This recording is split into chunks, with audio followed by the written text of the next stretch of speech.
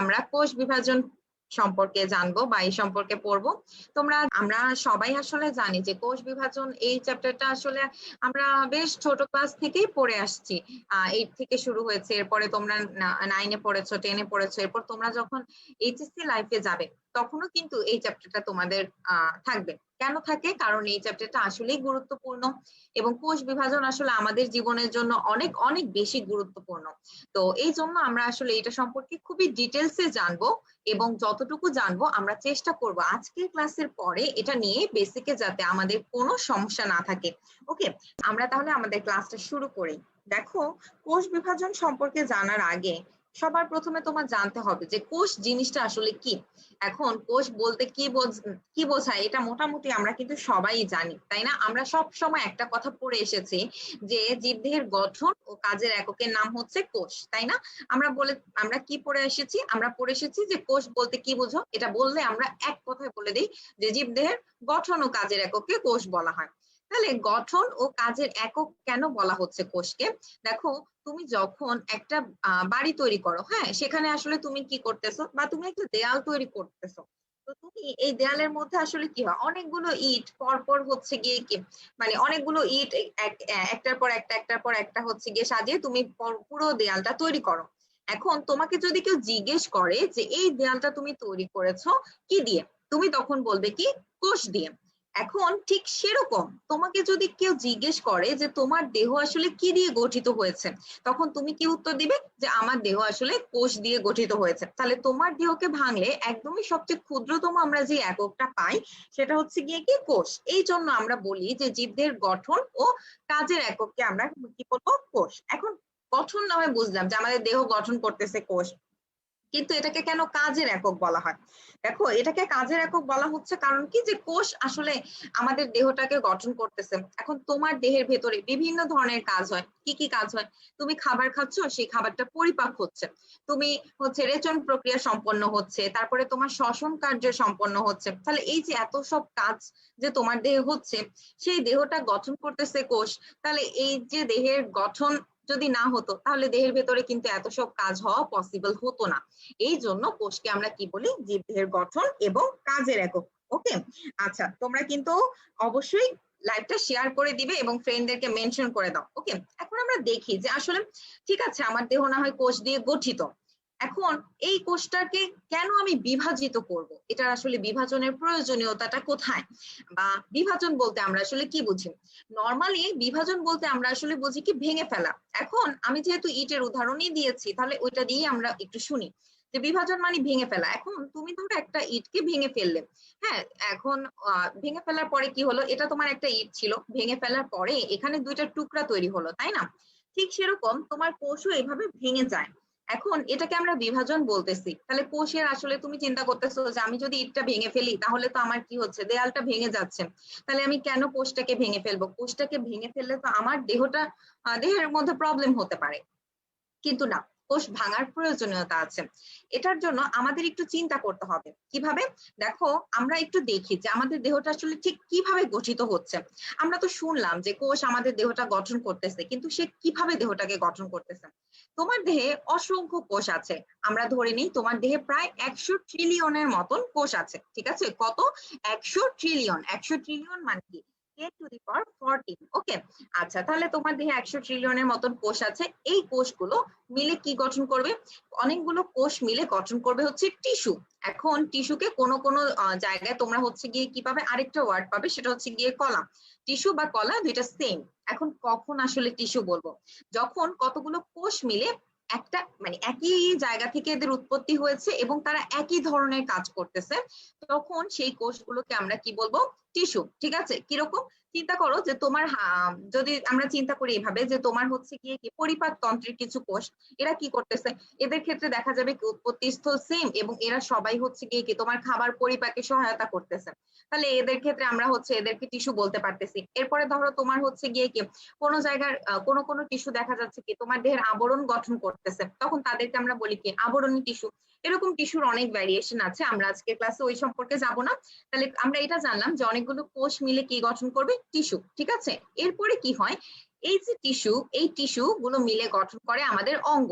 তাহলে অঙ্গ হিসেবে আমরা অনেক কিছুই আছে আমাদের অঙ্গ, যেরকম আমাদের হচ্ছে হৃৎপিণ্ড আছে, ফুসফুস আছে, তাই না, তোমার হাত আছে, পা আছে, এরকম অঙ্গ গঠন করতেছে কারা, অনেকগুলো টিস্যু মিলে।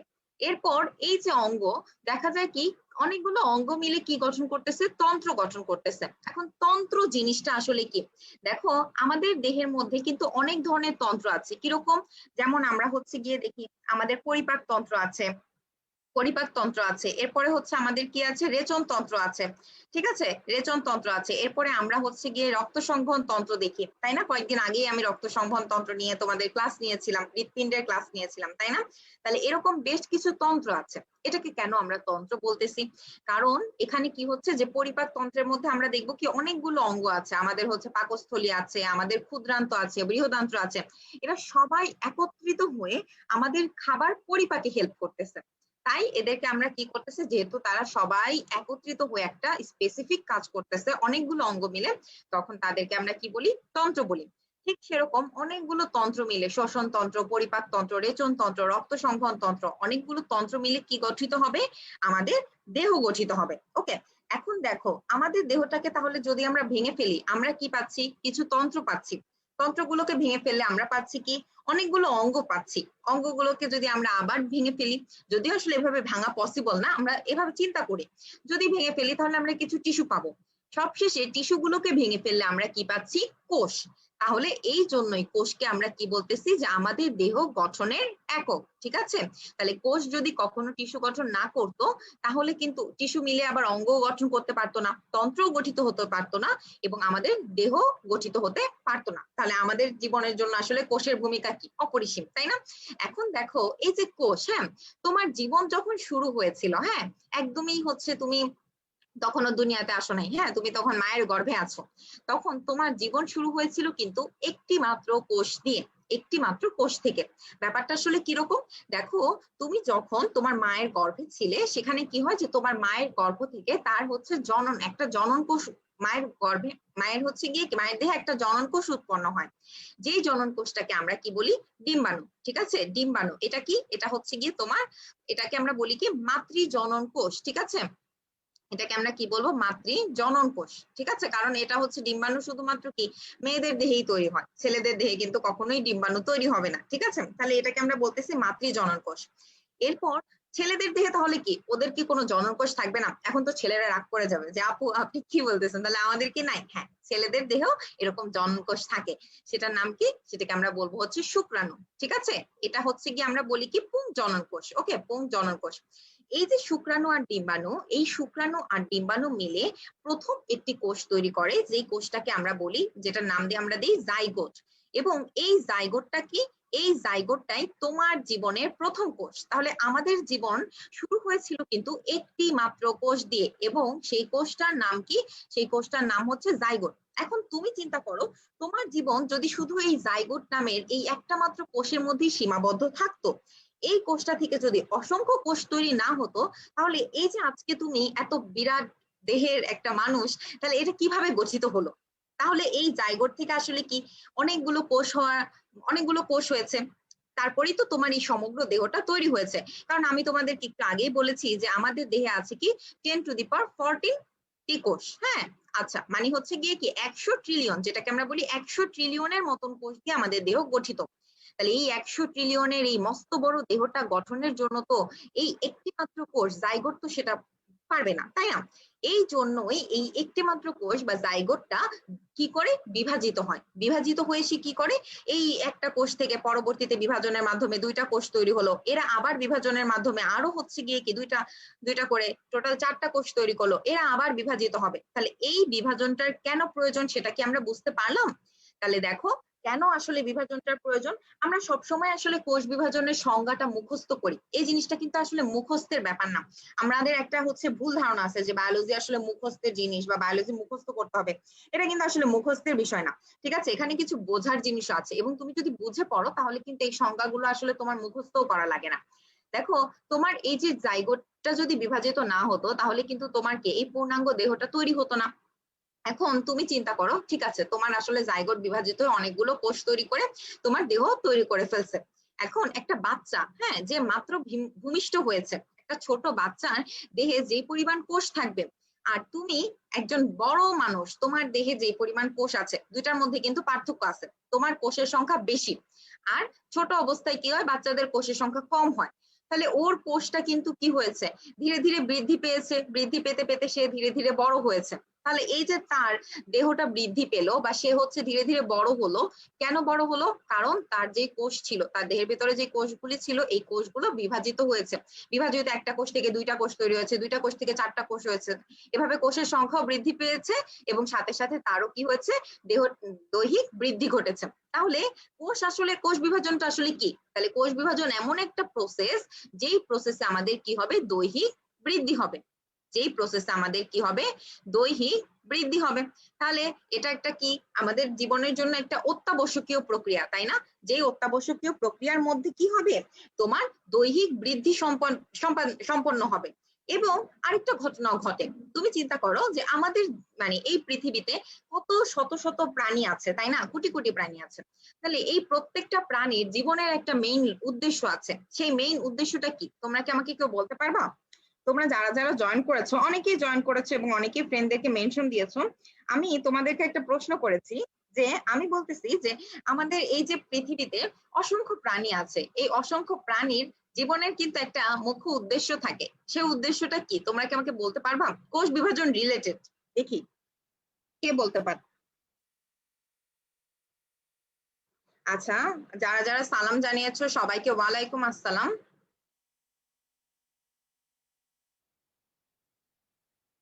আচ্ছা, আমি একটা প্রশ্ন করেছি, কেউ আমার প্রশ্নের কোনো উত্তর দিচ্ছে না।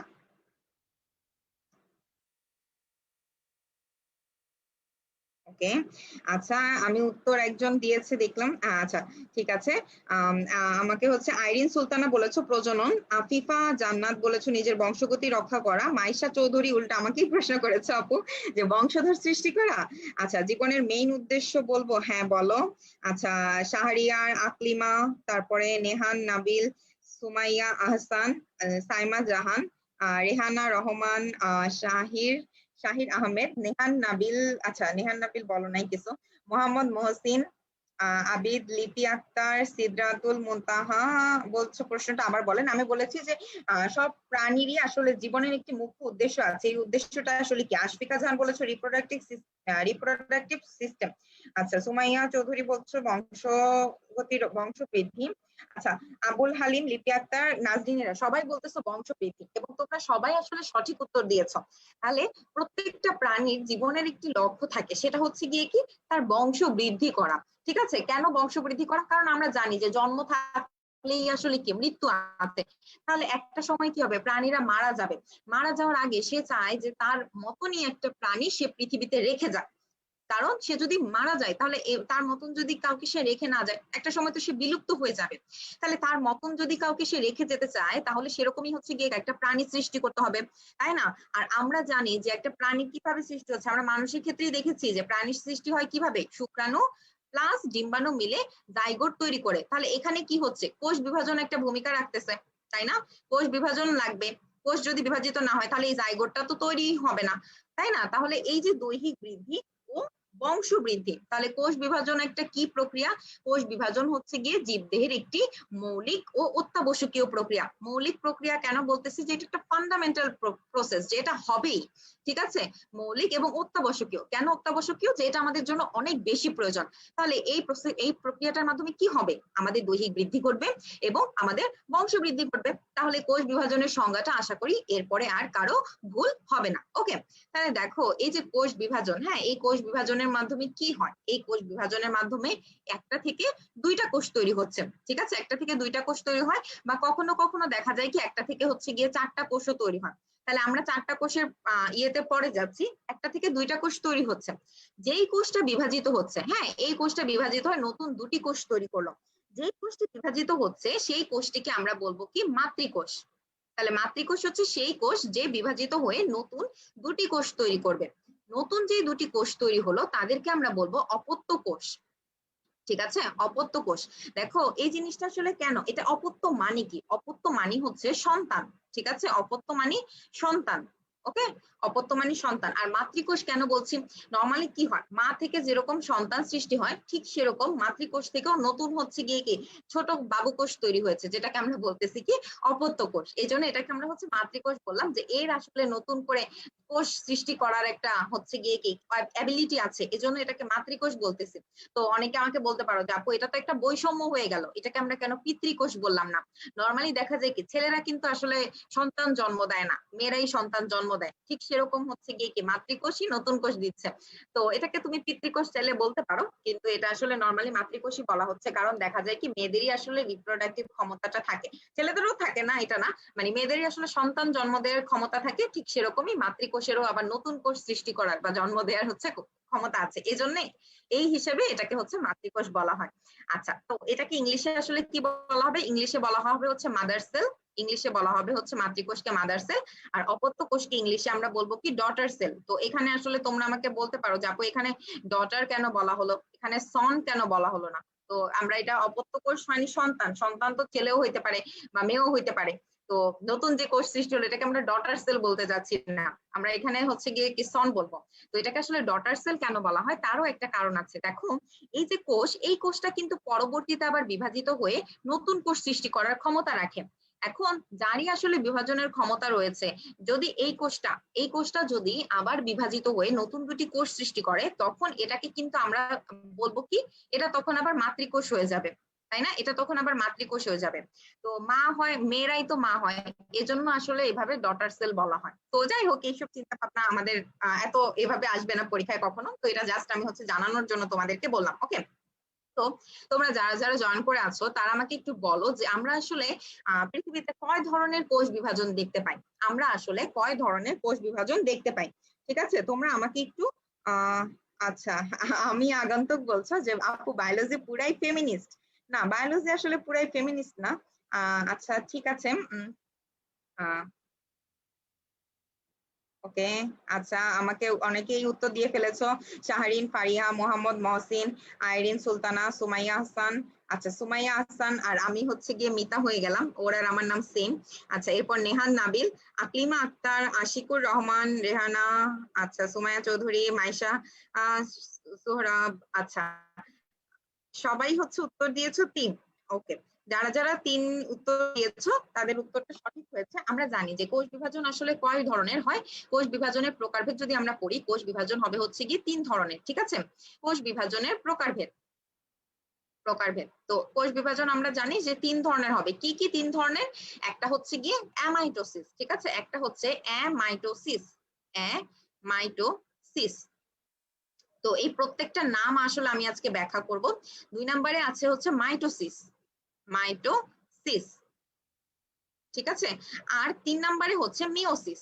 এখন এই যে মিওসিস, এটাকে কিন্তু কোনো কোনো বইতে মায়োসিসও বলা হয়। তো তুমি এটাকে মিওসিস মায়োসিস দুইটাই বলতে পারো, দুইটাই আসলে কারেক্ট। ঠিক আছে, মিওসিস বা তুমি এটাকে মায়োসিসও বলতে পারো। এখন এই যে প্রত্যেকটা কোষ বিভাজন আমরা দেখলাম, প্রথমেই হচ্ছে অ্যামাইটোসিস। আমরা অ্যামাইটোসিস দিয়ে শুরু করব। এই অ্যামাইটোসিস কোষ বিভাজনের কিন্তু আরো দুইটা নাম আছে। একটা হচ্ছে প্রত্যক্ষ কোষ বিভাজন, একটা তো জানলাম যে অ্যামাইটোসিস, তাই না? এই অ্যামাইটোসিসের আরো নাম কি? প্রত্যক্ষ কোষ বিভাজন। আর আরেকটা হচ্ছে গিয়ে বাইনারি কোষ বিভাজন, ঠিক আছে, বা বাইনারি সেল ডিভিশন। ওকে, বা বাইনারি ফিউশন বলা হয়, বাইনারি ফিউশন বলা হয়, অথবা হচ্ছে গিয়ে কি বাইনারি সেল ডিভিশন। আর একটা হচ্ছে প্রত্যক্ষ কোষ বিভাজন। এই তিনটাই কিন্তু কি অ্যামাইটোসিসের নাম। ওকে, তো তোমার পরীক্ষায় কিন্তু কখনো আসতে পারে যে বাইনারি ফিউশন বলতে কি বুঝো বা প্রত্যক্ষ কোষ বিভাজন বলতে কি বুঝো। তো তোমরা কিন্তু আসলে তখন অনেকে দেখা যায় কি আমরা হয়তো বা অ্যামাইটোসিস সম্পর্কে ঠিকই জানি, কিন্তু এটার যে অন্য দুইটা নাম আছে এইগুলি আমরা জানি না। তো পরীক্ষায় যখন সৃজনশীলে আসে আমরা তখন তো একেবারেই হচ্ছে অবাক হয়ে যে আল্লাহ, এটা তো আমি পড়ি নাই। ওকে, তো আমরা এখন অ্যামাইটোসিস নিয়ে পড়বো। তো এই যে কোষ বিভাজন, এটার নাম দেখো, অ্যামাইটোসিস তুমি যদি একটু পড়ো, মানে নামটা একটু উচ্চারণ করো, দেখো এটার নামের শেষে কিন্তু মাইটোসিস শব্দটা যুক্ত আছে। ঠিক আছে, নামের শেষে মাইটোসিস কথাটা যুক্ত আছে, কিন্তু মাইটোসিসের আগে আরেকটা ওয়ার্ড আছে, মানে আরেকটা একটা অক্ষর আছে, সেটা হচ্ছে এ। তাহলে মাইটোসিস কেন বলা হচ্ছে এটাকে? তাহলে এটা কি আসলে মাইটোসিস আর অ্যামাইটোসিস কি ভাই ভাই? তো একটু এটা আমরা হচ্ছে জানবো। দেখো বায়োলজিতে তুমি এরপরে যত মানে মানে তুমি ইন্টারে পড়ো বা যেখানেই হচ্ছে যাও, বায়োলজির ক্ষেত্রে এ দিয়ে আসলে কি বোঝানো হয়? এ দিয়ে বোঝানো হয় না। এ দিয়ে বোঝানো হয় না। ওকে, তাহলে তুমি এরপরে আরো অনেক জায়গায় আসলে এই ওয়ার্ডটা পাবে এ দিয়ে, যেমন অ্যাঞ্জিওস্পার্ম, তারপরে হচ্ছে আরো কয়েকটা জায়গায় হচ্ছে গিয়ে কি এরকম এ তুমি পাবে। এ দিয়ে আসলে কি বোঝানো হচ্ছে? না। ঠিক আছে, তাহলে এ মাইটোসিস মানে কি? মাইটোসিস না। তাহলে মাইটোসিস না, তাহলে এটা এইভাবে কেন বলা হচ্ছে? দেখো, আমরা যখন কোষ বিভাজনের শুরুতে বলেছি সেখানে আমি কি বলেছি যে একটি কোষ থেকে দুটি কোষ তৈরি হবে, তাই না? একটি কোষ থেকে দুটি কোষও হতে পারে, অথবা একটি কোষ থেকে চারটি কোষ তৈরি হতে পারে। এখন মাইটোসিস আর অ্যামাইটোসিস এদের দুইজনের ক্ষেত্রেই আমরা দেখব যে একটি কোষ থেকে নতুন দুটি কোষ তৈরি হচ্ছে। ঠিক আছে, একটি মাতৃকোষ কি করতেছে? নতুন দুটি অপত্য কোষ তৈরি করতেছে। ওকে, এখন তাহলে মাইটোসিস আর অ্যামাইটোসিসের মধ্যে কিছু তো অবশ্যই পার্থক্য আছে, যে জন্য আমরা আসলে দুইজনকেই আলাদা আলাদা নামকরণ করলাম। এজন্যই আসলে বলা হয়েছে যে যদিও মাইটোসিসে একটা কোষ থেকে দুটি কোষ তৈরি হচ্ছে, অ্যামাইটোসিসেও একটা কোষ থেকে দুটি কোষ তৈরি হচ্ছে, কিন্তু এটা আসলে এটা কি অ্যামাইটোসিস কি মাইটোসিসের মতন একটি কোষ থেকে দুটি কোষ তৈরি হলো, এটা আসলে মাইটোসিস না। এটাই আমরা বোঝাতে চাচ্ছি আগে শব্দটা দিয়ে। ওকে, আচ্ছা, তাহলে এখানে কি বোঝাতে চাচ্ছে? যে মাইটোসিসের মতন এখানেও একটা কোষ থেকে দুটি কোষ তৈরি হয়, কিন্তু এটা আসলে মাইটোসিস প্রসেস না। ওকে, তাহলে এটা আসলে কি আমরা এখন জানবো। দেখো, আমাদের এই পৃথিবীতে আমরা হচ্ছে গিয়ে যদি কোষের গঠনের উপর ডিপেন্ড করে প্রাণীদেরকে ভাগ করি, তাহলে কিন্তু আমরা হচ্ছে গিয়ে কি দুইটা ভাগে ভাগ করতে পারি। একটা হচ্ছে প্রোক্যারিওটিক, একটা হচ্ছে কি প্রোক্যারিওটিক, আর আরেকটা হচ্ছে গিয়ে ইউক্যারিওটিক। প্রোক্যারিওটিক মানে কি? প্রোক্যারিওটিক মানে যারা হচ্ছে গিয়ে, আচ্ছা আমি একটু লিখে নিই, প্রোক্যারিওটিক আর আরেকটা হচ্ছে ইউক্যারিওটিক। এখন দেখো এখানে কি হচ্ছে যে ক্যারিওটিক, ক্যারিওটিক আমরা হচ্ছে আমি একটা জিনিস অনেক বেশি প্রেফার করি যে বায়োলজিতে ভেঙে ভেঙে পড়াটাকে, তো আমরা এখানে ভেঙে ভেঙে পড়বো। প্রো আর আরেকটা হচ্ছে গিয়ে কি ক্যারিওটিক। ঠিক আছে, আর এখানে কি ইউ আর আরেকটা হচ্ছে ক্যারিওটিক। এখন দেখো, প্রো দিয়ে আসলে কি বোঝানো হয়? প্রো দিয়ে বোঝানো হয় আদি। আদি মানে কি? যে পুরাতন, আদি বা পুরাতন। ওকে, আদি বা পুরাতন। আর ক্যারিওটিক ওয়ার্ডটা আসলে কি থেকে এসেছে? ক্যারিওটিক ওয়ার্ডটা এসেছে ক্যারি অন থেকে। ক্যারি অন, ক্যারি অন মানে কি? ক্যারিয়ন মানে হচ্ছে নিউক্লিয়াস। ঠিক আছে, নিউক্লিয়াসকে কিন্তু ক্যারিয়নও বলা হয়। তাহলে এখানে আমরা বুঝতে পারতেছি যে এই যে কোষ প্রোক্যারিওটিক সেল বা যেই জীবগুলির ক্ষেত্রে আমরা যাদেরকে প্রোক্যারিওটিক জীব বলবো, তাদের ক্ষেত্রে কি হয়েছে? নিউক্লিয়াসটা আদি বা পুরাতন টাইপের হবে। আদি বা পুরাতন টাইপের কিরকম? তুমি চিন্তা করো, একটা ওল্ড মডেল জিনিস আর একটা হচ্ছে গিয়ে কি নিউ মডেল জিনিস, দুইটার মধ্যে কিন্তু কিছু পার্থক্য থাকে। এখানে আমরা একটা উদাহরণ আনতে পারি, যে একটা হচ্ছে গিয়ে আমরা যদি নোকিয়া 1100 কথা চিন্তা করি, সেটা যেরকম ছিল, বাটন ফোনটা যেরকম ছিল, এখন তুমি স্মার্টফোন চালাচ্ছ, দুইটার মধ্যে একটা পার্থক্য আছে না? তাহলে দুইটাই কিন্তু ফোন, দুইটাই কিন্তু মোবাইল ফোন, তাই না? কিন্তু একটা ছিল কি বাটন ফোন, আর এখন তুমি চালাচ্ছ স্মার্টফোন। তাহলে এইখানেও ঠিক সেরকমই, যে এই দুইটাই কিন্তু সেল। একটা হচ্ছে গিয়ে আদি নিউক্লিয়াস যুক্ত, যেখানে নিউক্লিয়াসটা আসলে সুগঠিত না। সুগঠিত না মানে কি? যে নিউক্লিয়াস আসলে যেই উপাদানগুলো থাকার কথা, এখানে দেখা যায় যে নিউক্লিয়াসে একটা উপাদান থাকে, যে নিউক্লিয়াসের চারপাশে একটা মেমব্রেন বা পর্দা থাকে। এই মেমব্রেন বা নিউক্লিয়ার যে পর্দাটা, এই নিউক্লিয়ার পর্দাটা হচ্ছে কি ওদের ক্ষেত্রে থাকবে না। কি থাকবে না? নিউক্লিয়ার পর্দা থাকবে না। নিউক্লিয়ার পর্দা অনুপস্থিত, অনুপস্থিত। ওকে, আচ্ছা, তাহলে এরা হচ্ছে প্রোক্যারিওটিক সেল। আর ইউক্যারিওটিক সেলের ক্ষেত্রে আমরা কি দেখবো? দেখো, বায়োলজির ক্ষেত্রে ইউ মানে হচ্ছে ভালো বা উন্নত, ইউ মানে হচ্ছে ভালো বা উন্নত। ওকে, তাহলে ইউ আর ক্যারিওটিক দিয়ে আমরা আসলে বুঝাই কি? নিউক্লিয়াস। তাহলে এখানে কি বোঝানো হচ্ছে? যে এর নিউক্লিয়াসটা কি হবে? উন্নত নিউক্লিয়াস হবে। ওকে, উন্নত নিউক্লিয়াস হবে, অর্থাৎ এই নিউক্লিয়াসের মধ্যে যেই যে উপাদান থাকার কথা, নিউক্লিওলাস, নিউক্লিওপ্লাজম, নিউক্লিয়ার মেমব্রেন, সব উপাদানগুলো আছে। ঠিক আছে, তাহলে এই যে ইউক্যারিওটিক সেল এ তো উন্নত, আর প্রোক্যারিওটিক সেল এ কি হচ্ছে? অনুন্নত। এই যে প্রোক্যারিওটিক সেল, এই প্রোক্যারিওটিক সেলের গুলোর মধ্যে আমরা যেই ধরনের কোষ বিভাজনটা দেখব তার নাম হচ্ছে গিয়ে মাইটোসিস। মাইটোসিস। ওকে, এখন চিন্তা করো, যে জিনিসটা অনুন্নত তার কোষ বিভাজনটাও কিরকম হবে? অনুন্নত হবে। তাহলে অ্যামাইটোসিস কিন্তু আসলে খুব একটা উন্নত কোষ বিভাজন প্রক্রিয়া না, এটা মোটামুটি একটা অনুন্নত কোষ বিভাজন প্রক্রিয়ায় আমরা বলতে পারি। ওকে, এখন আমরা অ্যামাইটোসিস প্রসেসটা সম্পর্কে জানবো। ঠিক আছে, আচ্ছা, তো তোমরা যারা যারা জয়েন করে আছো তারা আমাকে একটু বলো। আচ্ছা, একজন প্রশ্ন, আচ্ছা ঠিক আছে, যারা যারা জয়েন করে আছো তারা আমাকে একটু বলো তো, যে অ্যামাইটোসিস কোষ বিভাজনকে আমরা প্রত্যক্ষ কোষ বিভাজন কেন বলি? আমি প্রশ্ন করেছি যে অ্যামাইটোসিস কোষ বিভাজনকে আমরা প্রত্যক্ষ কোষ বিভাজন কেন বলবো? ঠিক আছে, আমি তো একটু আগে লিখেছি যে অ্যামাইটোসিস কোষ বিভাজনকে হচ্ছে প্রত্যক্ষ কোষ বিভাজন বলা হয়। তোমরা আমাকে একটু বলো যে অ্যামাইটোসিস কোষ বিভাজনকে কেন আমরা প্রত্যক্ষ কোষ বিভাজন বলি? আচ্ছা, তো আমরা এখানে একটা সেল দেখতে পাচ্ছি, ঠিক আছে, আমরা এখানে একটা সেল দেখতে পাচ্ছি। এই সেলটার মধ্যে দেখো এখানে যে লাল অংশটা দেখা যাচ্ছে বা গোলাপি যেটাই বলো না কেন, কেন্দ্রের দিকে লাল বা গোলাপি যে অংশটা দেখা যাচ্ছে, এটাকে আমরা ধরে নিচ্ছি এটা হচ্ছে ওর নিউক্লিয়াস। ওকে, আমরা নর্মালি একটা সেল আঁকার ক্ষেত্রে আমরা কি জানি যে একটা সেলের ক্ষেত্রে এটা ধরো একটা সেল, এই সেলের মধ্যে কেন্দ্রে কি থাকবে, নিউক্লিয়াস থাকবে, এরপরে নিউক্লিয়াসের চারপাশে কি হবে, সাইটোপ্লাজম থাকবে, তাই না? এবং সেলের বাইরে কি থাকবে, একটা হচ্ছে গিয়ে কোষ ঝিল্লি থাকবে যদি সেটা উদ্ভিদ কোষ হয়। আর প্রাণী কোষের ক্ষেত্রে কি হবে, কোষ ঝিল্লির বাইরে আরেকটা প্রাচীর থাকবে যেটাকে আমরা কি বলবো, কোষ প্রাচীর। ওকে, তো এটা আমাদের একটা সেল। এখন এ তো হচ্ছে গিয়ে কি প্রোক্যারিওটিক সেল, যেহেতু আমরা অ্যামাইটোসিস পড়তেছি, প্রোক্যারিওটিক সেলের ক্ষেত্রে আমরা এখানে আসলে সেল ডিভিশনের ক্ষেত্রে অন্যান্য যে কোষীয় অঙ্গাণু নিউক্লিয়াস বাদে সেগুলো দেখাচ্ছি না। ওকে, আচ্ছা, তাহলে এখানে দেখো কেন্দ্রের দিকে আছে কি, এটা হচ্ছে গিয়ে নিউক্লিয়াস, আর চারপাশে এগুলো কি, চারপাশে হচ্ছে যেটা আকাশি কালার দিয়ে দেখানো হয়েছে এটা হচ্ছে সাইটোপ্লাজম। ওকে, তাহলে এই যে সাইটোপ্লাজম আর নিউক্লিয়াস, হ্যাঁ, এখানে এরা কি করতেছে, এদের টার্গেট কি, এদের টার্গেট হচ্ছে একটা থেকে দুটি কোষ তৈরি করা। তো আমার কাছে একটা কোষ আছে, এখন এই কোষটা কি করবে, দুইটি কোষ তৈরি করে ফেলবে। তো এই কোষের দুইটি কোষ তৈরি করার জন্য নিউক্লিয়াসটা কি করতেছে, নিউক্লিয়াসটা ধীরে ধীরে বড় হচ্ছে। কারণ তুমি চিন্তা করো, তুমি এই একটা কোষ থেকে দুটি কোষ তৈরি করবা, তাহলে এখন তুমি যদি এর ভিতরে কোষটা তুমি ধরো মাঝখান দিয়ে ভেঙে ফেললা, ভেঙে ফেলে দুইটা খণ্ড তৈরি হলো। এখন দুইটা খণ্ডের মধ্যে যদি প্রত্যেককেই তুমি হচ্ছে দেখা গেল এই খণ্ডটা নিউক্লিয়াসটা পেয়ে গেছে পুরাটা, অথচ এই খণ্ডের মধ্যে শুধুমাত্র সাইটোপ্লাজমই আছে, নিউক্লিয়াস নাই, তাহলে নতুন যে কোষ দুইটা তৈরি হবে, একজনের নিউক্লিয়াস আছে আরেকজনের নিউক্লিয়াস নাই, তাহলে কি নতুন দুইটা কোষ আসলে কোনো সুগঠিত কোষ হলো? বা সেই কোষটা কিন্তু আমার দেহে কোনো গুরুত্বপূর্ণ ভূমিকা কোনো কাজই করতে পারবে না, তাহলে একটা কোষ তো তখন বাদ হয়ে যাবে। এই জন্য কি করতেছে যে নিউক্লিয়াসটাও আকারে, কোষটাও হচ্ছে ধীরে ধীরে বড় হচ্ছে, যেহেতু ও আসলে দুইটা ভাগ হবে, এজন্য ও ধীরে ধীরে একটু বড় হচ্ছে, এবং ওর ভেতরে থাকা নিউক্লিয়াসটাও কি হচ্ছে, আকারে বড় হচ্ছে। এখন যেহেতু এই কোষটা কি করবে, দুইটা ভাগ হয়ে যাবে, এই জন্য ওর মাঝ বরাবর কি হবে, একটা খাঁজ তৈরি হবে। ঠিক আছে, তাহলে আমরা অ্যামাইটোসিস প্রসেসের ক্ষেত্রে প্রথমেই কি মনে রাখবো, যে যেহেতু আমাদের কোষটা কি হচ্ছে, কোষটা বিভাজিত হবে, এই জন্য বিভাজন হয়ে একটা থেকে দুইটা কোষ সৃষ্টি করবে, এই জন্য প্রথমেই সে কি করবে, প্রথমেই সে হচ্ছে কি একটু ধীরে ধীরে বড় হওয়া শুরু করবে, এর সাইজটা একটু বেড়ে যাবে। কিভাবে সাইজ বাড়বে, ওই যে তুমি তো বিভিন্ন ধরনের, ওই প্রাণীটা তো বিভিন্ন ধরনের খাবার গ্রহণ করতেছে, এই খাবার থেকে পুষ্টি টুষ্টি নিয়ে ও কি করবে, ওর কোষের সাইজটা বৃদ্ধি করবে। তাহলে প্রথমেই কি হচ্ছে, যে কোষের আকারটা বৃদ্ধি পাচ্ছে। এরপরে কোষের মাঝ বরাবর কি হচ্ছে, আমরা প্রথমে একটু লিখি এখানে, কোষের আকার বৃদ্ধি পাচ্ছে। তো আকার বৃদ্ধি মানে কি, কোষের ভেতরে থাকা সাইটোপ্লাজমটাও বাড়তেছে এবং ভিতরে থাকা নিউক্লিয়াসটাও ধীরে ধীরে বড় হচ্ছে। এরপর 2 নম্বরে কি হচ্ছে, কোষের মাঝ বরাবর একটা খাঁজ সৃষ্টি হচ্ছে, কোষের মাঝ বরাবর একটা খাঁজ তৈরি হচ্ছে। তাহলে 2 নম্বরে, এই যে এখানে 2 নম্বরে কি হচ্ছে, কোষের মাঝ বরাবর একটা খাঁজ তৈরি হবে, এবং এই খাঁজটা কি করবে, ধীরে ধীরে ভিতরের দিকে ঢুকে যাওয়া শুরু করবে।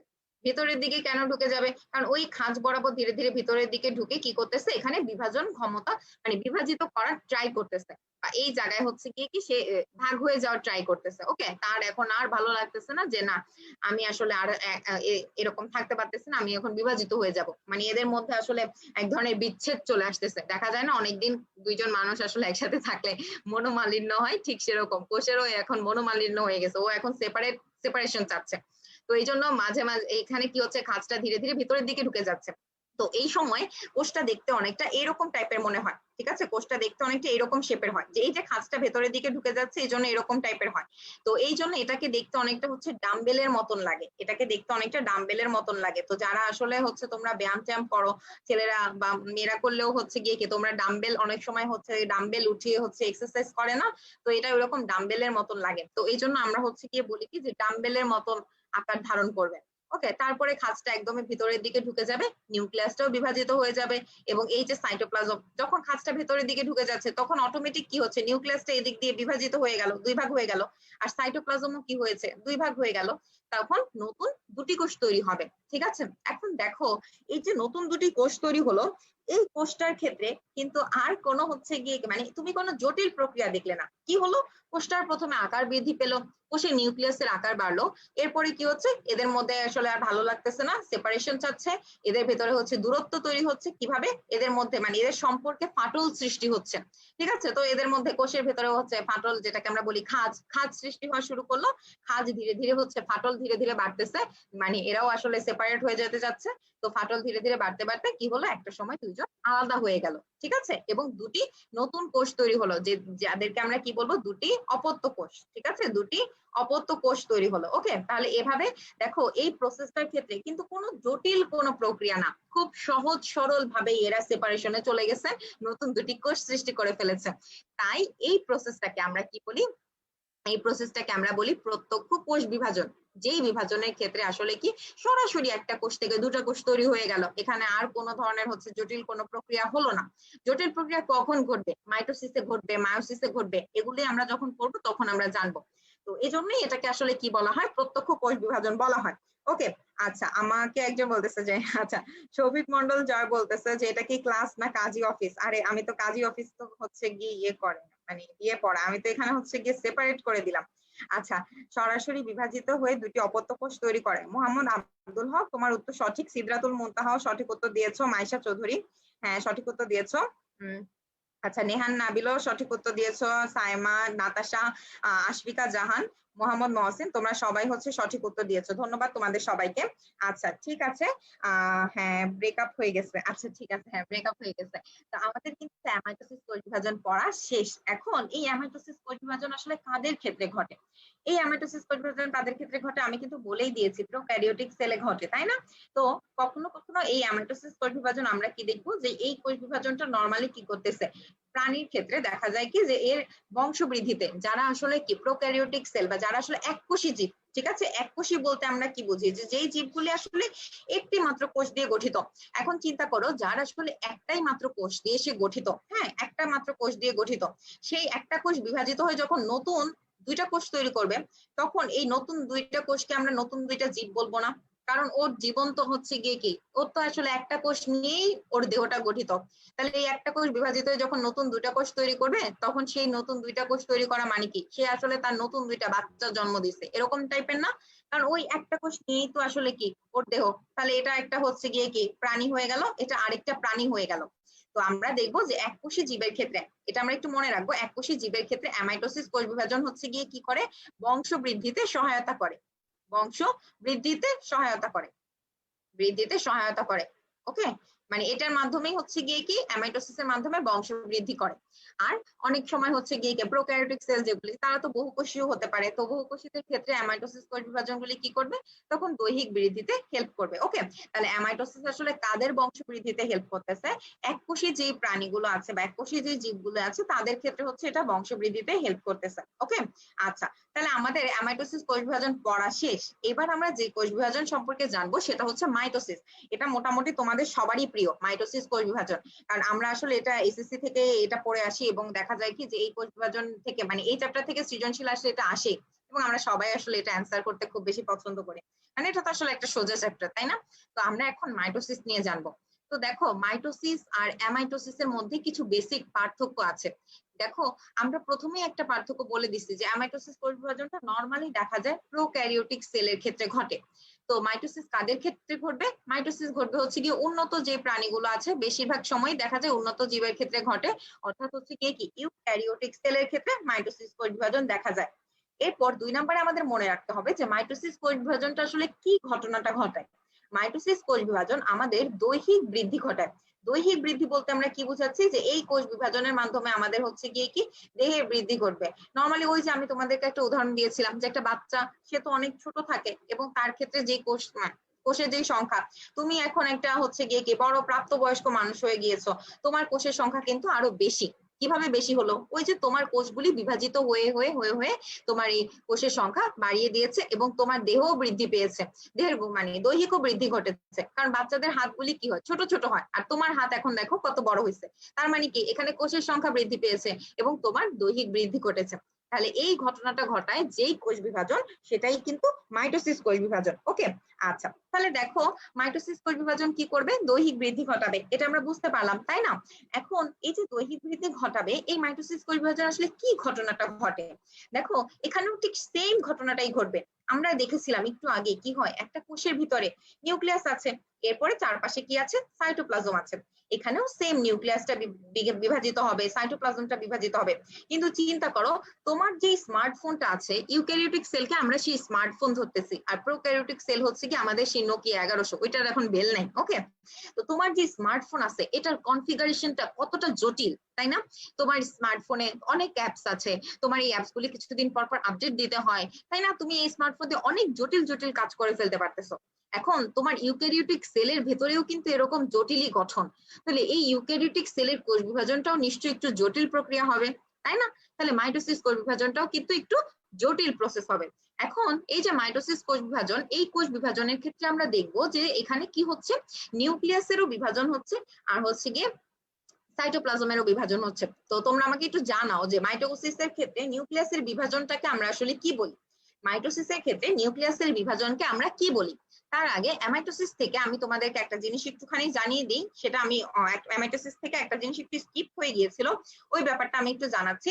তার আগে তোমরা আমাকে একটু কমেন্টে জানিয়ে ফেলো তো যে মাইটোসিসের নিউক্লিয়াসের বিভাজনটাকে আমরা আসলে কি বলি। ওকে, আচ্ছা, তাহলে দেখো অ্যামাইটোসিসের ক্ষেত্রে আমি কিন্তু একটা কথা বলেছিলাম যে অ্যামাইটোসিস কোষ বিভাজনটা আমরা আরেকটা নাম বলি, সেটা হচ্ছে বাইনারি ফিউশন। ঠিক আছে, বাইনারি ফিউশন কেন বলা হয় এটাকে? বাইনারি ফিউশন বলা হয় কেন? বাইনারি ফিউশন বলা হচ্ছে, বাইনারি বাইনারি মানে হচ্ছে গিয়ে দুই। ঠিক আছে, বাইনারি দিয়ে আমরা আসলে বুঝাই কি দুই। তো তোমরা যখন হচ্ছে আইসিটি পড়বা, আইসিটির মধ্যে তোমরা হচ্ছে গিয়ে বাইনারি পদ্ধতি, তারপরে হচ্ছে সংখ্যা পদ্ধতি যখন পড়বা, বাইনারি, ডেসিমেল, এই জিনিসগুলো সম্পর্কে জানতে পারবে। ওকে, তো বাইনারি দিয়ে আসলে আমরা বুঝাই কি দুই। এখন দেখো অ্যামাইটোসিস কোষ বিভাজন কি হয়, ডিরেক্ট একটা থেকে দুইটা কোষ তৈরি হয়ে যাচ্ছে। তাই যেহেতু এখানে একটি থেকে দুটি কোষ তৈরি হচ্ছে, তাই এই প্রক্রিয়াটা হচ্ছে বাইনারি ফিউশন। তাই তোমার পরীক্ষা যদি কখনো অনুধাবনের প্রশ্ন আসে যে অ্যামাইটোসিস কোষ বিভাজনকে কেন বাইনারি ফিউশন বলা হয়, তাহলে আশা করি তোমরা এটা উত্তর করতে পারবে। এখানে আসলে কি হয়, একটি থেকে দুটি কোষ তৈরি হয়, একটি থেকে দুটি কোষ তৈরি হয়, তাহলে বাইনারি মানে যেহেতু দুই বা দুই বোঝাচ্ছে, তাহলে একটি থেকে যেহেতু দুটি কোষ তৈরি হচ্ছে, তাই অ্যামাইটোসিস কোষ বিভাজনকে আমরা হচ্ছে বলতেছি বাইনারি ফিউশন। আর ফিউশন মানে কি, ভেঙে যাওয়া বা বিভাজিত হওয়া। ওকে, তাহলে একটা কোষ ভেঙে দুইটা নতুন কোষ তৈরি হচ্ছে, তাই এটাকে আমরা বলতেছি বাইনারি ফিউশন। ওকে, তো আমি একটা প্রশ্ন করেছিলাম, তো আমি একটু দেখি কারা কারা হচ্ছে উত্তর দিয়েছো। ওকে, আচ্ছা, এখানে তোমাদের মধ্যে হচ্ছে মোহাম্মদ আব্দুল হক, আচ্ছা আফিফা, আচ্ছা সবাই মোটামুটি উত্তর দিয়েছো। এই স্বপ্নিল আপু আটকে গেছে। আচ্ছা, আমার আচ্ছা আমার কথাগুলো কি আটকে যাচ্ছে বা প্রবলেম হচ্ছে তোমাদের শুনতে? আমাকে একটু কনফার্ম করো তো। আচ্ছা, সবাই উত্তর দিয়েছো ক্যারিওকাইনোসিস। আল্লাহ, তোমরা তো সবই পারো, তাই না? আচ্ছা, থ্যাংক ইউ সবাইকে, সবাই উত্তর দিয়েছো ক্যারিওকাইনেসিস। আমি আলাদা করে আসলে নামগুলো উল্লেখ করলাম না। আমার কথা কি আটকে আটকে যাচ্ছে? আমাকে একটু জানাও, হ্যাঁ, সাউন্ড ক্লিয়ার শোনা যাচ্ছে কিনা। আচ্ছা, তো আমরা যেটা বলতেছিলাম যে তাহলে এখানে কি হচ্ছে যে এই যে প্রোক্যারিওটিক সেল, সরি ইউক্যারিওটিক সেলের নিউক্লিয়াস এবং সাইটোপ্লাজম থাকবে। তো এখানেও নিউক্লিয়াসেরও বিভাজন হবে, আর ভিতরে হচ্ছে আর সাইটোপ্লাজমেরও বিভাজন ঘটবে। নিউক্লিয়াসের যে বিভাজন ঘটবে সেই বিভাজন প্রক্রিয়াটাকে আমরা নাম দিব ক্যারিওকাইনোসিস। কেন ক্যারিওকাইনোসিস দিব সেটাও আমি তোমাদেরকে বলতেছি, ক্যারিওকাইনেসিস। ওকে, আর সাইটোপ্লাজমের যে বিভাজন করবে সেটাকে আমরা নাম দিই হচ্ছে গিয়ে সাইটোকাইনেসিস। ঠিক আছে, তো তোমাদেরকে একটু আগেই আমি বলেছি যে ক্যারিওকাইনেসিস হচ্ছে ক্যারিয়ন শব্দ থেকে এসেছে, ক্যারিও।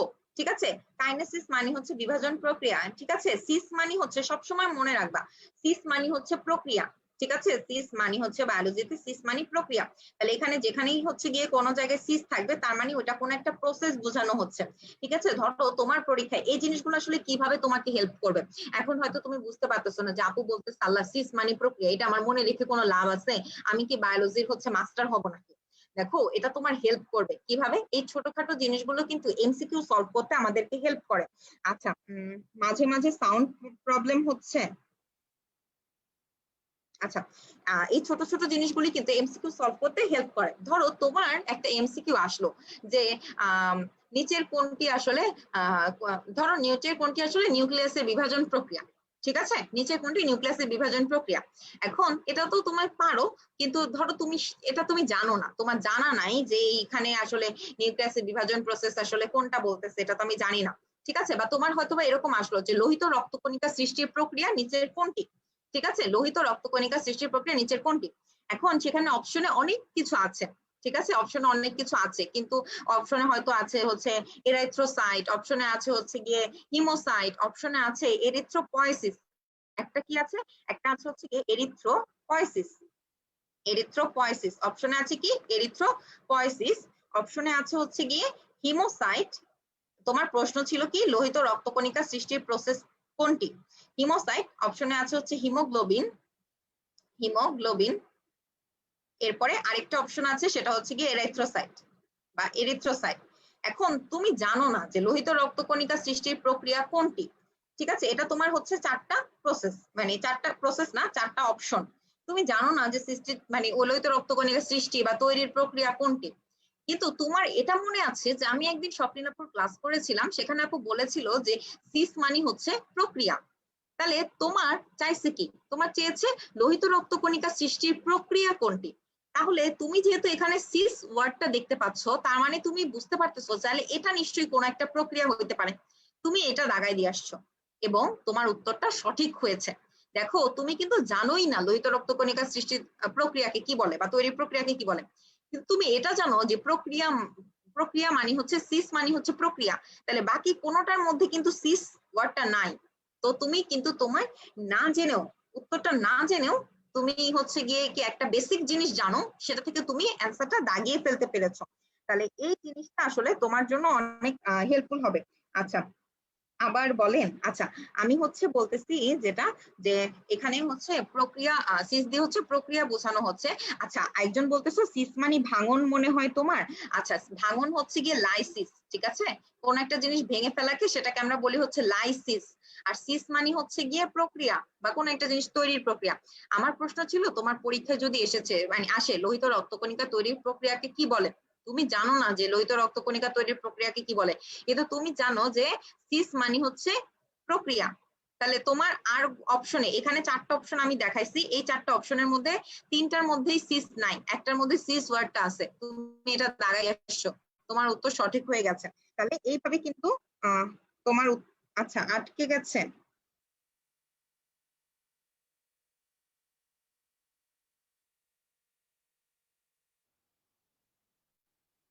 আচ্ছা আমার কথা কি তোমরা শুনতে পাচ্ছ, আমাকে একটুখানি জানাও।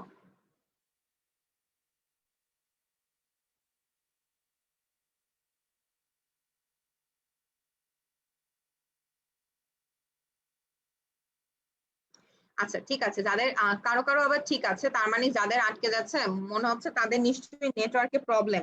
আচ্ছা তাহলে দেখো সিস মানে হচ্ছে প্রক্রিয়া, এটা আমরা জানলাম। এখন এখানে সাইটোকাইনেসিস হবে, দুইটা ঘটনা ঘটবে, এক হচ্ছে ক্যারিওকাইনেসিস আর দুই নম্বরে হচ্ছে সাইটোকাইনেসিস। ওকে আচ্ছা তাহলে এই যে মাইটোসিস, এই মাইটোসিস প্রসেসের আগে একটা কোষ কিন্তু একটা প্রিপারেশন নেয়। চিন্তা করো তুমি একটা পরীক্ষার আগে কি করো, তুমি একটা পরীক্ষার আগে অনেক দিন ধরে প্রিপারেশন নিচ্ছ, তাই না, তোমাদের এসএসসি পরীক্ষা হবে তার জন্য হচ্ছে গিয়ে কি তোমরা অনেক দিন ধরে প্রিপারেশন নিচ্ছ। তাহলে এই যে তুমি প্রিপারেশন নিচ্ছ, এই প্রিপারেশনটা কি আসলে তুমি বেশি সময় ধরে নাও নাকি তোমার পরীক্ষাটা বেশি সময় ধরে হয় বলো তো? তোমার কিন্তু পরীক্ষাটা, আচ্ছা এক এক বারবার আটকে যাচ্ছে। আচ্ছা দেখো তোমার কিন্তু পরীক্ষাটা খুব অল্প সময়ের একটা পরীক্ষা হয়। তুমি চিন্তা করো তোমার এসএসসি তে বায়োলজি এক্সাম হবে কয় ঘন্টার, তোমার এসএসসির বায়োলজি এক্সাম হবে হচ্ছে গিয়ে 3 ঘন্টার। এই 3 ঘন্টার এক্সামের জন্য তুমি পুরো 2 বছর ধরে প্রিপারেশন নিচ্ছ। তাহলে ঠিক সেরকম কোষও কিন্তু ওর বিভাজন দশায় যাওয়ার আগে একটা প্রিপারেশন নেয়, কোষ ওর বিভাজন দশায় যাওয়ার আগে একটা প্রিপারেশন নিবে। এই প্রিপারেশন প্রক্রিয়াটা হবে কি, তাহলে নিশ্চয়ই কোষ বিভাজনে যতটা সময় লাগবে তার চাইতে প্রিপারেশনে বা প্রস্তুতিতে বেশি সময় লাগবে, তাই না? তাহলে এটা কিন্তু আমরা হচ্ছে জানি যে একটা মানে এটা কিন্তু আমরা এভাবেও বুঝতে পারতেছি যে আমাদের পরীক্ষার ক্ষেত্রে কি হয়, পরীক্ষার ক্ষেত্রে হচ্ছে কি আমাদের প্রিপারেশনের সময়টা বেশি যায়, আর হচ্ছে গিয়ে পরীক্ষাটা হয় মাত্র অল্প একটু সময়ের জন্য, তাই না, 2 থেকে 3 ঘন্টার একটা এক্সামের জন্য আমরা আসলে অনেক দিন ধরে প্রিপারেশন নিই।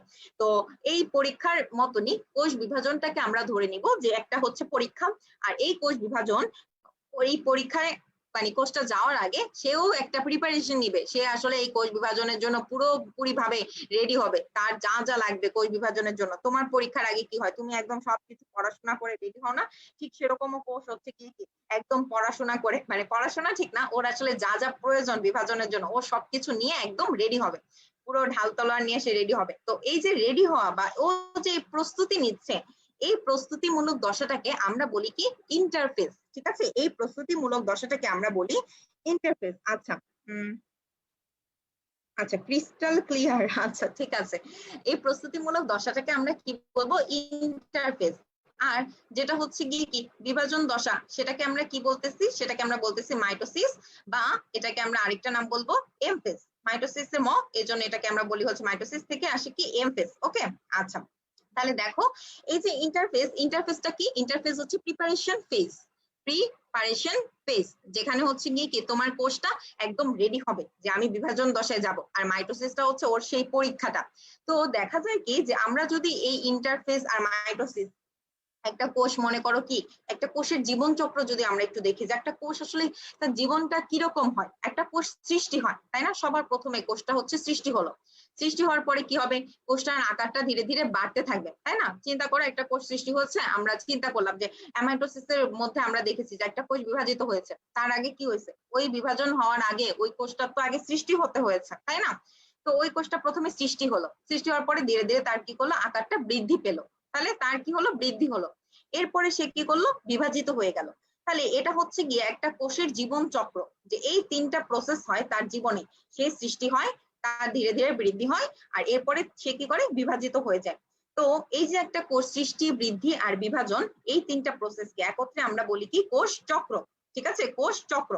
ঠিক আছে, এখন এই কোষ চক্রটাকে আমরা হচ্ছে দুইটা ভাগে ভাগ করতে পারি। একটা হচ্ছে ইন্টারফেস, যেখানে আসলে কোষ ওই যে তার বৃদ্ধি করবে বা কোষ তার প্রিপারেশন নিবে, আর আরেকটা হচ্ছে গিয়ে মাইটোসিস বা এমফেস, যেখানে হচ্ছে গিয়ে কি কোষের হচ্ছে বিভাজনটা ঘটবে, মেইন বিভাজনটা ঘটবে। এখন এই ইন্টারফেস দশাটাকে আমরা আবার তিনটা ভাগে ভাগ করতে পারি। ইন্টারফেস দশাটাকে আমরা কয় ভাগে ভাগ করব, তিন ভাগে। কি কি, এই তিনটা ভাগের হচ্ছে আলাদা আলাদা তিনটা নাম আছে। একটা হচ্ছে গিয়ে গ্যাপ 1, আর মাঝখানের ধাপটা 2 নাম্বার ধাপ হচ্ছে গিয়ে এস, এরপরে হচ্ছে গ্যাপ 2। এবং এটা কিন্তু আমাদের সিরিয়ালি মনে রাখতে হবে। কখনো এই গ্যাপ 1 বা G1 যেটা আমি লিখেছি, হ্যাঁ এখানে হচ্ছে গিয়ে কি প্রথম ধাপটা 1 নম্বরে হবে কি গ্যাপ 1, গ্যাপ 1। ঠিক আছে, বা এটাকে আমরা কি বলি, বিরাম 1, বিরাম 1।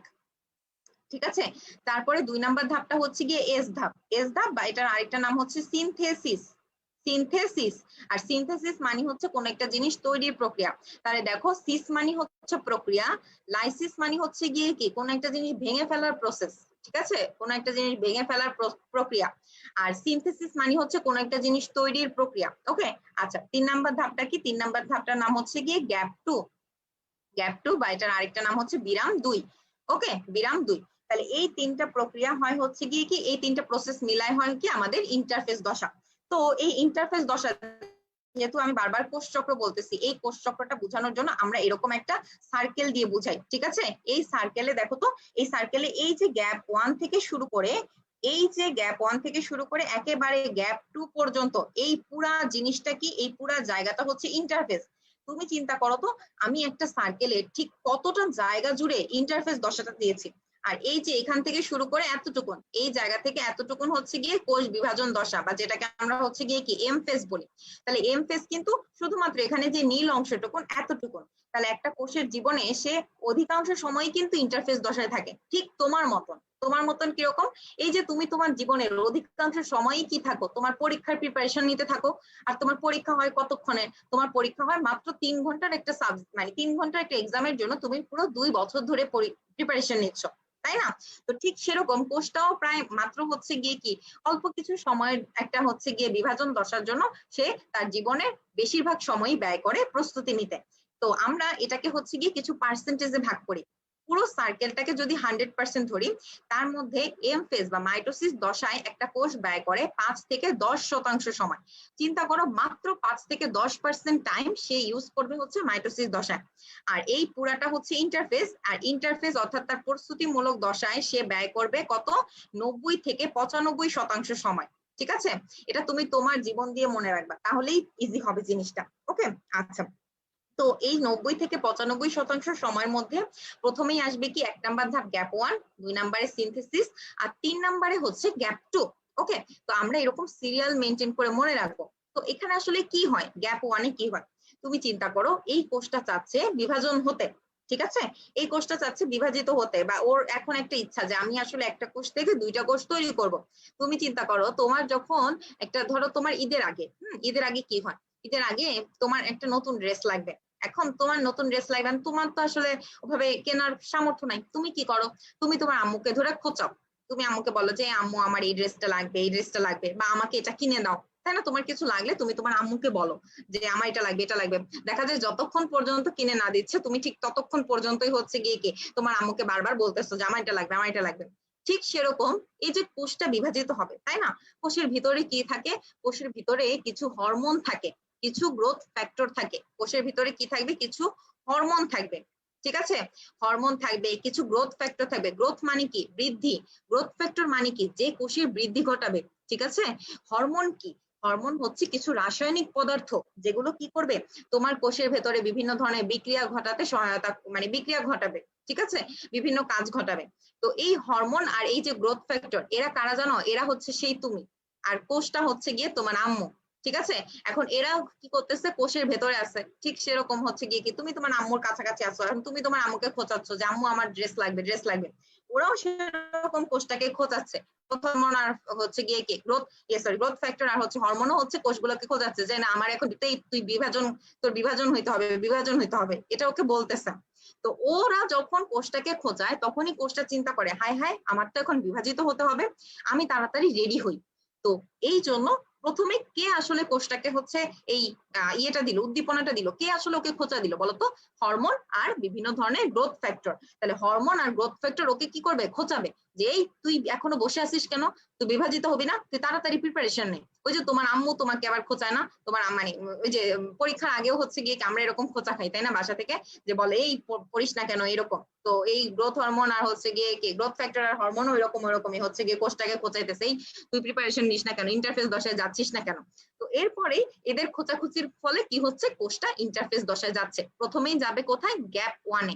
ওকে, তো গ্যাপ ওয়ানে কি হচ্ছে, গ্যাপ ওয়ানে দেখা যায় যে এই কোষটা যেহেতু ওর বিভাজিত হতে হবে, তুমি জানো যে মাইটোসিস কোষ বিভাজনের ক্ষেত্রে কি হয়, মাইটোসিস কোষ বিভাজনের ক্ষেত্রে স্পিন্ডল যন্ত্র তৈরি হবে।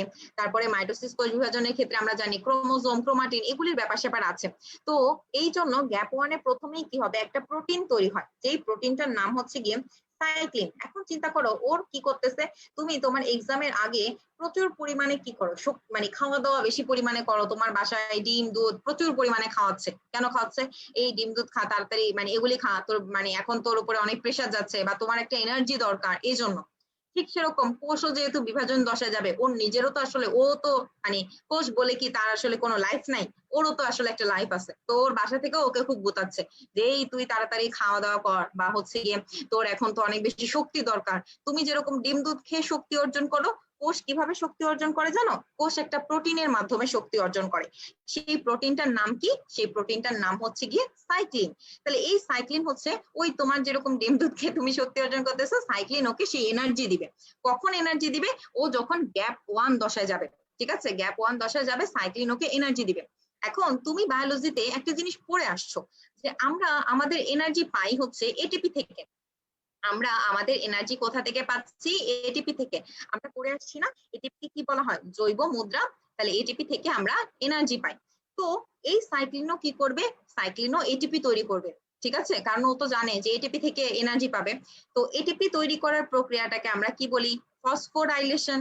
এটাও আমরা কিন্তু পড়ে আসছি, ফসফোরাইলেশন, ঠিক আছে। এটিপি তৈরির প্রক্রিয়াকে আমরা বলি ফসফোরাইলেশন। তাহলে সাইক্লিন তখন কি করবে, ফসফোরাইলেশন প্রক্রিয়ার মাধ্যমে এরকম এটিপি তৈরি করবে। এই এটিপির ফলে ওর কি হচ্ছে, ও একটা এনার্জি পাচ্ছে, এবং এই এনার্জির মাধ্যমে ও পরবর্তীতে কোষ বিভাজনে হচ্ছে গিয়ে কি অংশ নিতে পারবে। তাহলে গ্যাপ ওয়ানে কি হচ্ছে, সাইক্লিন কি করতেছে, সাইক্লিন ফসফোরাইলেশনের মাধ্যমে এনার্জি তৈরি করতেছে। তো তোমরা তোমাদের বইতে একটা ওয়ার্ড পাবে সিডিকে। সিডিকে মানে কি জানো, সিডিকে মানে হচ্ছে সাইক্লিন ডিপেন্ডেন্ট কাইনেস, ঠিক আছে। সিডিকে মানে হচ্ছে cyclin dependent kinase, cyclin dependent kinase, dependent kinase. এখন তুমি বলতে পারো যে আপু বললেন এতক্ষণ সাইক্লিন, এখন আবার এই সিডিকে ফিডিকে এগুলি কি বলেন, দেখো আমি তোমাদেরকে বুঝিয়ে দিচ্ছি। এই যে সাইক্লিন, এই সাইক্লিন ফসফোরাইলেশন প্রক্রিয়ার মাধ্যমে তৈরি করছে এটিপি। ওকে, তো এই যে প্রক্রিয়া, এটা তো একটা বিক্রিয়ার মাধ্যমে তৈরি হবে। তো বিক্রিয়ার মাধ্যমে যখন তৈরি হয়, এই বিক্রিয়ায় কিছু এনজাইম লাগে, তো তোমরা বইয়ে তোমাদের এসএসসি বায়োলজি বইতে আমি দেখেছি যে এনজাইম গুলিকে সবসময় উৎসেচক বলা হয়। উৎসেচক মানে কি বা এনজাইম মানে কি? এরা হচ্ছে এমন কিছু রাসায়নিক প্রক্রিয়া যারা হচ্ছে মানে রাসায়নিক বস্তু যারা কি করবে, তোমার একটা বিক্রিয়ার গতিকে বাড়িয়ে দিবে। হয়তোবা বিক্রিয়াটা 5 মিনিটে হতো, যখনই সেখানে এনজাইম চলে আসবে সেই বিক্রিয়াটা দেখা যাবে কি 2 মিনিটে হয়ে গেছে। তো তোমার তো এখন তাড়াতাড়ি, তুমি কি করো পরীক্ষার আগের রাতে একদম দুনিয়াদারি যা আছে সব হচ্ছে কি, আগে যেটা 3 ঘন্টা লাগতো সেটা তুমি 1 ঘন্টায় শেষ করে ফেলো। ঠিক সেরকম এই কাইনেজ এনজাইমটাও হচ্ছে গিয়ে কি দ্রুত গতিতে ওকে কি করবে, শক্তি যোগাতে হেল্প করবে। ঠিক আছে, তাহলে এইখানে সাইক্লিন ডিপেন্ডেন্ট কাইনেজ হচ্ছে গিয়ে সাইক্লিন কাইনেজকে গুতা দিবে, মানে সাইক্লিন ফসফোরাইলেশন ঘটাবে। এই ফসফোরাইলেশন প্রক্রিয়াটা যাতে দ্রুত হয় তার জন্য একটা এনজাইম কাজ করবে যেটার নাম হচ্ছে গিয়ে কাইনেজ। তো এইখানে সাইক্লিন না থাকলে কাইনেজ আসার কোনো প্রশ্নই আসে না, তাই সাইক্লিনের উপরে হচ্ছে গিয়ে কি কাইনেজ ডিপেন্ডেন্ট, তাই এটাকে বলা হয় সাইক্লিন ডিপেন্ডেন্ট কাইনেজ। ওকে, এরা হচ্ছে গিয়ে কি একটা কমপ্লেক্স যৌগ, জটিল যৌগ, হ্যাঁ, যেখানে হচ্ছে গিয়ে একজন আরেকজনের উপর ডিপেন্ডেন্ট এবং তারা মিলে কি করতেছে, এটিপি বা ফসফোরাইলেশন প্রক্রিয়ার মাধ্যমে এটিপি তৈরি করতেছে। আর এই এটিপিটা আমাদের কি করবে, এনার্জি দিবে। কখন এনার্জি দিবে? আমাদের কোষ বিভাজন প্রক্রিয়াতে এনার্জি দিবে। তাহলে এটা আমাদের গ্যাপ 1 দশা চলে গেল। এরপরে কি হবে, এস ধাপ হবে। তো এস ধাপ মানে কি, সিনথেসিস। এখন তোমাদেরকে আমি বলেছি যে সিনথেসিস মানে কোন একটা জিনিস তৈরির প্রক্রিয়া, ঠিক আছে, এস ধাপ আমরা এখন পড়বো। তো এখানে কি হবে, সিনথেসিস প্রসেসের মধ্যে আসলে কি সিনথেসিস হবে, এই জায়গায় খুবই গুরুত্বপূর্ণ যেটা আমাদের মনে রাখতে হবে, ডিএনএ অনুলিপন করবে, ডিএনএ অনুলিপন ঘটবে। ওকে, এখন দেখো তোমার কাছে একটা কোষ আছে, এই কোষে নিউক্লিয়াস, নিউক্লিয়াসের ভিতরে আছে কি নিউক্লিওলাস, এরপর নিউক্লিয়ার রেটিকুলাম, যেগুলোর ভিতরে মানে কি ক্রোমোজোম আছে। এই ক্রোমোজোমের ভিতরে আমরা জানি কি আমাদের ক্রোমোজোমের ভিতরে কি থাকে, ডিএনএ থাকে, তাই না? এখন চিন্তা করো তুমি এই কোষগুলোকে বিভাজন করে ফেলতেছো। এখন ধরে নেই তোমার কাছে তোমার ডিএনএ আছে হচ্ছে গিয়ে, তোমার ডিএনএ আছে 50টা। হ্যাঁ, তুমি তোমার তোমার এই কোষটার ভিতরে ডিএনএ আছে 50টা। ধরে নেই জীবাণু কোষের মধ্যে মাত্র 50টা ডিএনএ থাকবে না। আচ্ছা, তো ধরে নিলাম আমরা 50টা ডিএনএ আছে। এখন এই 50টা ডিএনএ যদি হচ্ছে অনুলিপনের মাধ্যমে, মানে এরা 50টাই থাকলো, ধরো এই 50টা ডিএনএ 50টাই আছে। এখন নতুন দুইটা কোষ তৈরি করলো, তো এখন নতুন দুইটা কোষে ওরা ডিএনএ ভাগ করে দিছে, তাহলে একজন পাইছে কত, 25টা। আর আরেকজনও কয়টা পাবে, আরেকজনও পাবে হচ্ছে গিয়ে কি 25টা। এখন দেখো মায়ের ছিল 50টা ডিএনএ, আর যে বাচ্চার কোষ, সেই বাচ্চার কোষে আছে 25টা ডিএনএ। তাহলে মায়ের কোষের সাথে কি এই বাচ্চাদের কোষের কোনো মিল আছে? কোনো ধরনের মিল নাই, তাহলে তো এটা একটা ভেজাল হয়ে গেল। এই জন্যই কোষটা কি করবে, বিভাজনের আগেই ডিএনএ সংখ্যাটাকে বৃদ্ধি করে নিবে, ডিএনএ সংখ্যাটাকে দ্বিগুণ করে নিবে। ডিএনএ সংখ্যা যখন দ্বিগুণ করবে সেই প্রক্রিয়াটাকে আমরা বলি কি ডিএনএ অনুলিপন, যেখানে একটা ডিএনএ থেকে আবার কি করে দুইটা ডিএনএ তৈরি হয়। এটা একটা ডিএনএ, এই ডিএনএ আবার কি করবে, দুইটা ডিএনএ তৈরি করবে। এটা তোমরা জানো, ডিএনএ অনুলিপন সম্পর্কে তোমরা এসএসসি তে পড়ে আসছো। তো যাই হোক, একটা ডিএনএ থেকে দুইটা ডিএনএ তৈরি হবে। যারা জানো না তারা কিন্তু চাইলে ইউটিউবে এটা নিয়ে ভিডিও আছে, আমার নিজেরও ভিডিও করা আছে, সেখান থেকে তোমরা ডিএনএ অনুলিপনের ভিডিও দেখেও নিতে পারো, রেপ্লিকেশনের যে ভিডিওটা, ঠিক আছে। আচ্ছা, তো এখানে কি হচ্ছে, একটা ডিএনএ থেকে দুটা ডিএনএ তৈরি হয়ে গেল। তাহলে এই ডিএনএটা আগেই তৈরি হবে, ঠিক আছে, কোষ বিভাজন দশায় যাওয়ার আগেই ডিএনএ তৈরি হবে। এবং যেই প্রক্রিয়ার মাধ্যমে ডিএনএ তৈরি হবে সেটাকে আমরা বলি ডিএনএ অনুলিপন। কোথায় ঘটবে, এস ধাপে। এটা কিন্তু অনেক সময় এমসিকিউ তে আসে, ইভেন তুমি যখন মেডিকেল অ্যাডমিশন টেস্ট দিবে তখনও কিন্তু তুমি এটা এমসিকিউ তে পাবে যে ডিএনএ অনুলিপন ঘটে কোন ধাপে। তখন তোমাকে দিতে পারে হয়তোবা প্রশ্নের মধ্যে এভাবে দিবে, এস ধাপ, গ্যাপ 1, মাইটোসিস, ইন্টারফেস মানে মাইটোসিস এভাবে দিবে। তো তখন কিন্তু তোমার এস ধাপ অ্যান্সার করতে হবে। ওকে, তাহলে এটা কিন্তু খুবই গুরুত্বপূর্ণ। তাহলে আমরা এস ধাপে কি দেখতে পাচ্ছি, ডিএনএ অনুলিপন হচ্ছে।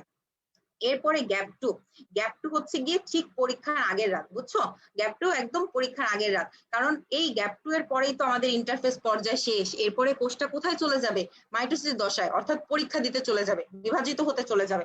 তাই গ্যাপ 2 দশায় হচ্ছে গিয়ে কি ও সবকিছু করে নিবে, মানে ওর যা যা প্রয়োজন আছে একদম সব রেডি করে সে হচ্ছে গিয়ে তৈরি হয়ে থাকবে, একদম সুটেড বুটেড হয়ে থাকবে যে আমি পরের দিনই হচ্ছে গিয়ে পরীক্ষা দিতে যাব, অর্থাৎ বিভাজন দশায় যাবো, আজকে আমি সব রেডি করে ফেলবো। তাহলে গ্যাপ 2 দশা হচ্ছে গিয়ে একদম পরীক্ষার আগের রাত। ওকে, তাহলে এই গ্যাপ দশার মধ্যে কি হচ্ছে, দেখো আমরা জানি যে মাইটোসিসের মধ্যে কি হয়, স্পিন্ডল যন্ত্র তৈরি হয়। তোমরা এটা জানো যে মাইটোসিসের মধ্যে কি হবে, স্পিন্ডল যন্ত্র তৈরি হবে। তো স্পিন্ডল যন্ত্রের মধ্যে অনেকটা কিরকম হয়, কিছু তন্তু থাকে যেগুলিকে আমরা বলি স্পিন্ডল তন্তু, ঠিক আছে। এই যে স্পিন্ডল তন্তু, এই স্পিন্ডল তন্তু কিন্তু আমাদের কোষীয় কঙ্কাল, ঠিক আছে, এগুলিকে বলা হয় কোষীয় কঙ্কাল বা সাইটোস্কেলিটন। এটাও তোমাদের হচ্ছে গিয়ে কি এসএসসি এর বইতে আছে। এসএসসি এগুলি নিয়েও কিন্তু আমি তোমাদের ক্লাস নিয়েছিলাম অনেক আগে, তোমরা চাইলে ওই ভিডিওটাও দেখে নিতে পারো। আচ্ছা, কোষীয় কঙ্কাল মানে কি, যে আমাদের কোষের ভিতরে কাঠামো দেওয়ার জন্য কিছু তন্তুময় উপাদান থাকে যেগুলিকে আমরা বলি কি কোষীয় কঙ্কাল, ঠিক আছে। তো এরকম স্পিন্ডল যন্ত্র মধ্যে অনেকগুলি তন্তুময় উপাদান থাকবে যেগুলোকে আমরা কি বলবো, স্পিন্ডল তন্তু। তাহলে এই স্পিন্ডল তন্তু কি হবে, চিন্তা করো তো, এই তন্তু মানে কি সুতার মতন গঠন। এগুলি কি অনেক ছোট হবে না? তুমি চিন্তা করো, একটা কোষই তুমি খালি চোখে দেখতে পাচ্তেছো না, তাহলে এই স্পিন্ডল তন্তুগুলি তো আরো ছোট হবে, যেগুলিকে তুমি একদমই দেখতেই পাবে না, খালি চোখে তো দেখার প্রশ্নই আসে না। তোমার অনুবীক্ষণ দূরবীক্ষণ অনেক পাওয়ারফুল হচ্ছে গিয়ে ইলেকট্রন মাইক্রোস্কোপ লাগবে, তাহলে তুমি দেখতে পারবে। ওকে, তাহলে এই যে ও স্পিন্ডল যন্ত্র বিভাজন দশায় যে তৈরি করতে হবে, তুমি চিন্তা করো পরীক্ষায় যে একটা প্রশ্ন লিখতে হবে, আগের দিন রাত্রে সেই প্রশ্নটা কি করো, পড়ে যাও না, যেটা ইম্পর্টেন্ট। তো ওরও কি গ্যাপ টু দশার পরে মাইটোসিস দশা, সেখানে যে ওর স্পিন্ডল যন্ত্র তৈরি করতে হবে, ও তো আগের দিন সব রেডি করে যাবে। স্পিন্ডল যন্ত্র তৈরি করতে ওর স্পিন্ডল তন্তু লাগবে, তো স্পিন্ডল তন্তুগুলিও কি ও আগে তৈরি করে রাখবে না বা রেডি করে রাখবে না? তো স্পিন্ডল তন্তুকে গ্যাপ টু দশায় কিন্তু আমরা স্পিন্ডল তন্তু বলবো না, ঠিক আছে, এটাকে আমরা তখন বলবো মাইক্রোটিউবুলস। এটাকে আমরা বলবো মাইক্রোটিউবুলস, টিউবিউলস। ওকে, এটাকে আমরা মাইক্রোটিউবুলস কেন বললাম, ওই যে তোমাকে আমি বলেছি যেগুলি অনেক ছোট হবে। মাইক্রো মানে কি ক্ষুদ্র, ঠিক আছে, মাইক্রো মানে হচ্ছে ক্ষুদ্র। ওকে, আর টিউবুলস মানে হচ্ছে গিয়ে কি নলাকার যে গঠন বা টিউবের মতন বা নলের মতন, তাহলে এই তন্তুগুলি কি নলাকার বা সুতার মতন, এই জন্য এটাকে আমরা বলবো কি মাইক্রোটিউবুলস। তাহলে গ্যাপ টু দশায় কি হবে, মাইক্রোটিউবুলস তৈরি হবে। যে মাইক্রোটিউবুলস গুলো পরবর্তীতে পরের দিন যখন পরীক্ষা দিতে যাবে বা বিভাজন দশায় যাবে, তখন এটা স্পিন্ডল তন্তু গঠন করবে। ওকে, তাহলে এই মাইক্রোটিউবুলস গঠিত হলো, এটা এক নম্বরে মাইক্রোটিউবুলস গঠিত হলো। এই মাইক্রোটিউবুলস কি এমনি এমনি আসমান থেকে গঠিত হয়েছে? এটাকে তো কেউ একজন তৈরি করবে। কোষের ভিতরে কে এই মাইক্রোটিউবুলস তৈরি করার ভূমিকা রাখবে? এই মাইক্রোটিউবুলস তৈরি করতে ভূমিকা রাখবে হচ্ছে গিয়ে আমাদের কোষে থাকা সেন্ট্রোজোম, ঠিক আছে, আমাদের কোষে থাকা সেন্ট্রোজোম। ওরা কি করে, ওরা হচ্ছে গিয়ে মাইক্রোটিউবুল তৈরি করে, ঠিক আছে। এবং এখানে দেখা যায় কি লাস্ট মোমেন্টে, একদমই পরীক্ষার আগের রাত যেহেতু বলতেছি, লাস্ট মোমেন্টে ও আরো কিছু শক্তি তৈরি করে নেয়। আর আমরা জানি যে শক্তি কোথা থেকে আমরা পাবো, শক্তি আমরা পাবো এটিপি থেকে। তো লাস্ট মোমেন্টে আরো কিছু এটিপি তৈরি হবে, ঠিক আছে। এখন ও পুরাপুরি পরীক্ষা দেওয়ার জন্য রেডি, ও পুরোপুরি পরীক্ষা দেওয়ার জন্য রেডি। তো তুমি চিন্তা করো, তুমি একদম পরীক্ষার আগের রাতে একদম পুরো সব কিছু কমপ্লিট করে ফেলছো, রিভিশন সব শেষ, ওর সেরকম সব রিভিশন শেষ, ওর মাইক্রোটিউবুলস তৈরি করা লাগতো, কারণ কোষের ভিতরে যে পরবর্তীতে ওর হচ্ছে স্পিন্ডল তন্তু তৈরি করা লাগবে। তো মাইক্রোটিউবুলস হচ্ছে স্পিন্ডল তন্তু হিসেবে কাজ করবে। ওর শক্তি দরকার ছিল, ও তার জন্য এটিপি তৈরি করে ফেলছে, ও পুরাই রেডি। হ্যাঁ, একদম সুট টুট পরে রেডি, যেরকম বলে না বিয়ের আগে হচ্ছে সুটেড বুটেড হয়ে যায়, ঠিক সেরকম সে রেডি। তখন তার কাছে লাস্টলি ওকে বলবে যে তোমার আর একটু ম্যাচিউর হওয়া প্রয়োজন, তোমার আর একটু ম্যাচুরেশন প্রয়োজন, ঠিক আছে। এই জন্য ওর কাছে লাস্টে একটা প্রোটিন, হ্যাঁ একটা প্রোটিন হচ্ছে গিয়ে ওর জীবনে আসবে। সেই প্রোটিনটার নাম হচ্ছে গিয়ে ম্যাচুরেশন প্রমোটিং, যেটাকে আমরা বলবো ম্যাচুরেশন প্রমোটিং ফ্যাক্টর, ঠিক আছে। একটা প্রোটিন ওর লাইফে আসবে, সেই প্রোটিনটার নাম হচ্ছে কি ম্যাচুরেশন প্রমোটিং ফ্যাক্টর। অর্থাৎ তুমি যদি ম্যাচিউর না হও, তুমি কিন্তু বিভাজিত হতে পারবে না, ঠিক আছে। বিভাজিত হওয়ার আগে তোমার প্রাপ্তবয়স্ক হতে হবে। ম্যাচুরেশন প্রমোটিং ফ্যাক্টর, দেখো তুমি এসএসসি এক্সাম দাও, তার জন্য মিনিমাম তোমার কি করতে হয়, তোমার একটা হচ্ছে গিয়ে কি তোমার 10 পর্যন্ত তো পড়তে হবে, নাহলে তুমি জীবনে এসএসসি দিতে পারবা। ঠিক সেরকম ওর কোষ বিভাজিত হতে হবে, তার মানে ওর ম্যাচিউর হইতে হবে। কোষ বিভাজনে যাওয়ার আগে ওর ম্যাচিউর হতে হবে। লাস্টলি ওকে ম্যাচিউর হতে হেল্প করে একটা প্রোটিন, যেটার নাম ম্যাচুরেশন প্রমোটিং ফ্যাক্টর। ওকে, তো কিছু কিছু কোষের ক্ষেত্রে দেখা যায় কি, এদের ক্ষেত্রে এই গ্যাপ টুতে এসে এই ম্যাচুরেশন প্রমোটিং ফ্যাক্টর আর তৈরি হয় না। বেচারা সবকিছু রেডি করে বসে আছে, কিন্তু ও আর ম্যাচুরি হইতে পারেনি। তো ওর জীবন কিন্তু এখানেই শেষ, ও আর বিভাজিত হতে পারবে না, ও এই গ্যাপ টু দশায় এসেই আটকে যাবে। ও সারা জীবন, হ্যাঁ ও সারা জীবন এই গ্যাপ টু দশায় এসে আটকে যাবে। ওর কোনো দিন বিভাজিত মানে ওর আর কখনোই বিভাজন হবে না। ওকে, তাহলে ওদের ক্ষেত্রে কি হয়, ম্যাচুরেশন প্রমোটিং ফ্যাক্টর তৈরি হয় না। তো ও আর কখনোই পরবর্তী ধাপ যেটা আছে এম ফেজ, এই এম ফেজে যেতে পারে না। তাহলে এটা ছিল আমাদের টোটাল ইন্টারফেজ দশা। ইন্টারফেজ দশার মধ্যে কতগুলি ঘটনা ঘটলো। হ্যাঁ, এখন ইন্টারফেজ দশায় দেখা যায় কি এই যে এত ঘটনা ঘটলো, এর ফলে কি হয়, নিউক্লিয়াসের মধ্যে অনেক ধরনের বিক্রিয়া ঘটে। তো নিউক্লিয়াসের মধ্যে যেহেতু অনেক ধরনের বিক্রিয়া ঘটে, তখন কোষের সেই নিউক্লিয়াসটাকে আমরা বলবো বিপাকীয় নিউক্লিয়াস। কোষের নিউক্লিয়াসকে আমরা বলবো বিপাকীয় নিউক্লিয়াস। এটা কিন্তু একটা জ্ঞানের প্রশ্ন যে বিপাকীয় নিউক্লিয়াস বলতে কি বুঝো। যখনই এই জ্ঞানের প্রশ্নটা থাকবে, তোমার কিন্তু অবভিয়াসলি একটা কথা লিখতে হবে যে ইন্টারফেস দশায় কোষের ভিতরে বিভিন্ন ধরনের রাসায়নিক বিক্রিয়া, কোষের নিউক্লিয়াসে বিভিন্ন ধরনের রাসায়নিক বিক্রিয়া সংঘটিত হয়, তখন কোষের নিউক্লিয়াসটাকে আমরা কি বলি, বিপাকীয় নিউক্লিয়াস বলি। তুমি যদি ওখানে না লিখে শুধুমাত্র লিখো যে কোষের নিউক্লিয়াসে বিভিন্ন ধরনের রাসায়নিক বিক্রিয়া হচ্ছে বা নিউক্লিয়াসে বিভিন্ন ধরনের চেঞ্জ হচ্ছে, এজন্য বিপাকীয় নিউক্লিয়াস বলে, তোমার টিচার ঘ্যাচ করে কেটে একদমই 0 দিয়ে দিবে। কেন? কারণ হচ্ছে গিয়ে কি, তোমার অবভিয়াসলি একটা কথা ইউজ করতে হবে, সেটা হচ্ছে ইন্টারফেস দশায়। বিপাকীয় নিউক্লিয়াস কিন্তু আমরা অন্য কোনো দশায় বা মাইটোসিস দশায় বা হচ্ছে গিয়ে মাইটোসিসের বিভিন্ন ধাপে কিন্তু নিউক্লিয়াসকে বলি না। শুধুমাত্র নিউক্লিয়াসটি যখন ইন্টারফেস দশায় থাকে, তখনই সেই নিউক্লিয়াসটাকে আমরা বিপাকীয় নিউক্লিয়াস বলবো। কারণ ইন্টারফেস দশায় কতগুলি ঘটনা ঘটলো, তো এই জন্য এই নিউক্লিয়াসটাকে আমরা বলি বিপাকীয় নিউক্লিয়াস। ঠিক আছে? আচ্ছা, তো আমরা ইন্টারফেস দশাটা পড়লাম। এখন দেখো, এই যে ইন্টারফেস দশা, এই যে কোষ চক্র, কিছু কিছু কোষ আছে তারা কিন্তু কখনো এই ইন্টারফেস দশায় যাবে না, এই এমফেস দশায় যাবে না। কেন যাবে না? কারণ তাদের বিভাজন হবে না। কেন বিভাজন হবে না? এরকম কিছু কোষের নাম তোমরা আমাকে একটু কমেন্টে জানিয়ে ফেলো তো, যে কাদের আসলে কোষ বিভাজন হবে না, কাদের কোষ বিভাজন হবে না, এটা আমাকে একটু কমেন্টে জানিয়ে ফেলো। আচ্ছা আপু আবার বলেন। আচ্ছা, আমি বলেছি যে কিছু কিছু কোষ আছে যাদের ক্ষেত্রে কোষ বিভাজন হয় না, সেই কোষগুলোর নাম আমাকে একটু জানিয়ে ফেলো। আচ্ছা, বিপাকীয় নিউক্লিয়াস কাকে বলে? ইন্টারফেস দশায় নিউক্লিয়াসটিকে বিপাকীয় নিউক্লিয়াস বলা হয়, কারণ ইন্টারফেস দশায় নিউক্লিয়াসের ভেতরে অনেক ধরনের চেঞ্জ হয়। ঠিক আছে? বিপাক, বিপাক মানে হচ্ছে গিয়ে এখানে কিছু রাসায়নিক বিক্রিয়া হবে, কোনো জিনিস নিউক্লিয়াসের ভেতরে কিছু জিনিস তৈরি হবে, কিছু জিনিস, বিপাক মানে কিছু জিনিস তৈরিও হতে পারে, সেখানে কিছু জিনিস ভেঙেও যেতে পারে। এখানে আমাদের কি তৈরি হচ্ছে? আমরা দেখতে পাচ্ছি যে এখানে মাইক্রোটিউবুলস তৈরি হচ্ছে। ঠিক আছে? মাইক্রোটিউবুলস তৈরি হচ্ছে, এটিপি তৈরি হচ্ছে, তারপরে আমাদের হচ্ছে গিয়ে কি ডিএনএ তৈরি হচ্ছে নতুন করে, তাই না? মাইক্রোটিউবুলস তৈরি হচ্ছে, ডিএনএ তৈরি হচ্ছে। এরপর যেই কোষগুলিতে আরএনএ আছে তাদের ক্ষেত্রে দেখা যাবে আরএনএ তৈরি হবে, কোষের শক্তির জন্য এটিপি তৈরি হবে। এই যে এত কিছু তৈরি হচ্ছে, কোনো একটা জিনিস হচ্ছে গিয়ে কি তৈরি হওয়া বা কোনো একটা জিনিস ভেঙে যাওয়া, দুই ধরনের বিপাক হয়, হ্যাঁ, উপচিতি আর অপচিতি। উপচিতিতে হচ্ছে গিয়ে উপচিতিমূলক বিপাকে হচ্ছে কিছু একটা জিনিস তৈরি হবে, আর অপচিতিতে কিছু একটা জিনিস ভেঙে যাবে, কিছু ভেঙে যাবে। এখানে যদিও উপচিতি হয়, তো এই জিনিসগুলো আসলে তোমাদের জন্য এখন ইম্পর্টেন্ট না, তোমরা জাস্ট এটা মনে রাখো যে কোষের ভেতরে, নিউক্লিয়াসের ভেতরে অনেক কিছু তৈরি হচ্ছে, এই জন্য এই নিউক্লিয়াসটাকে আমরা বলি বিপাকীয় নিউক্লিয়াস। কখন বলবো?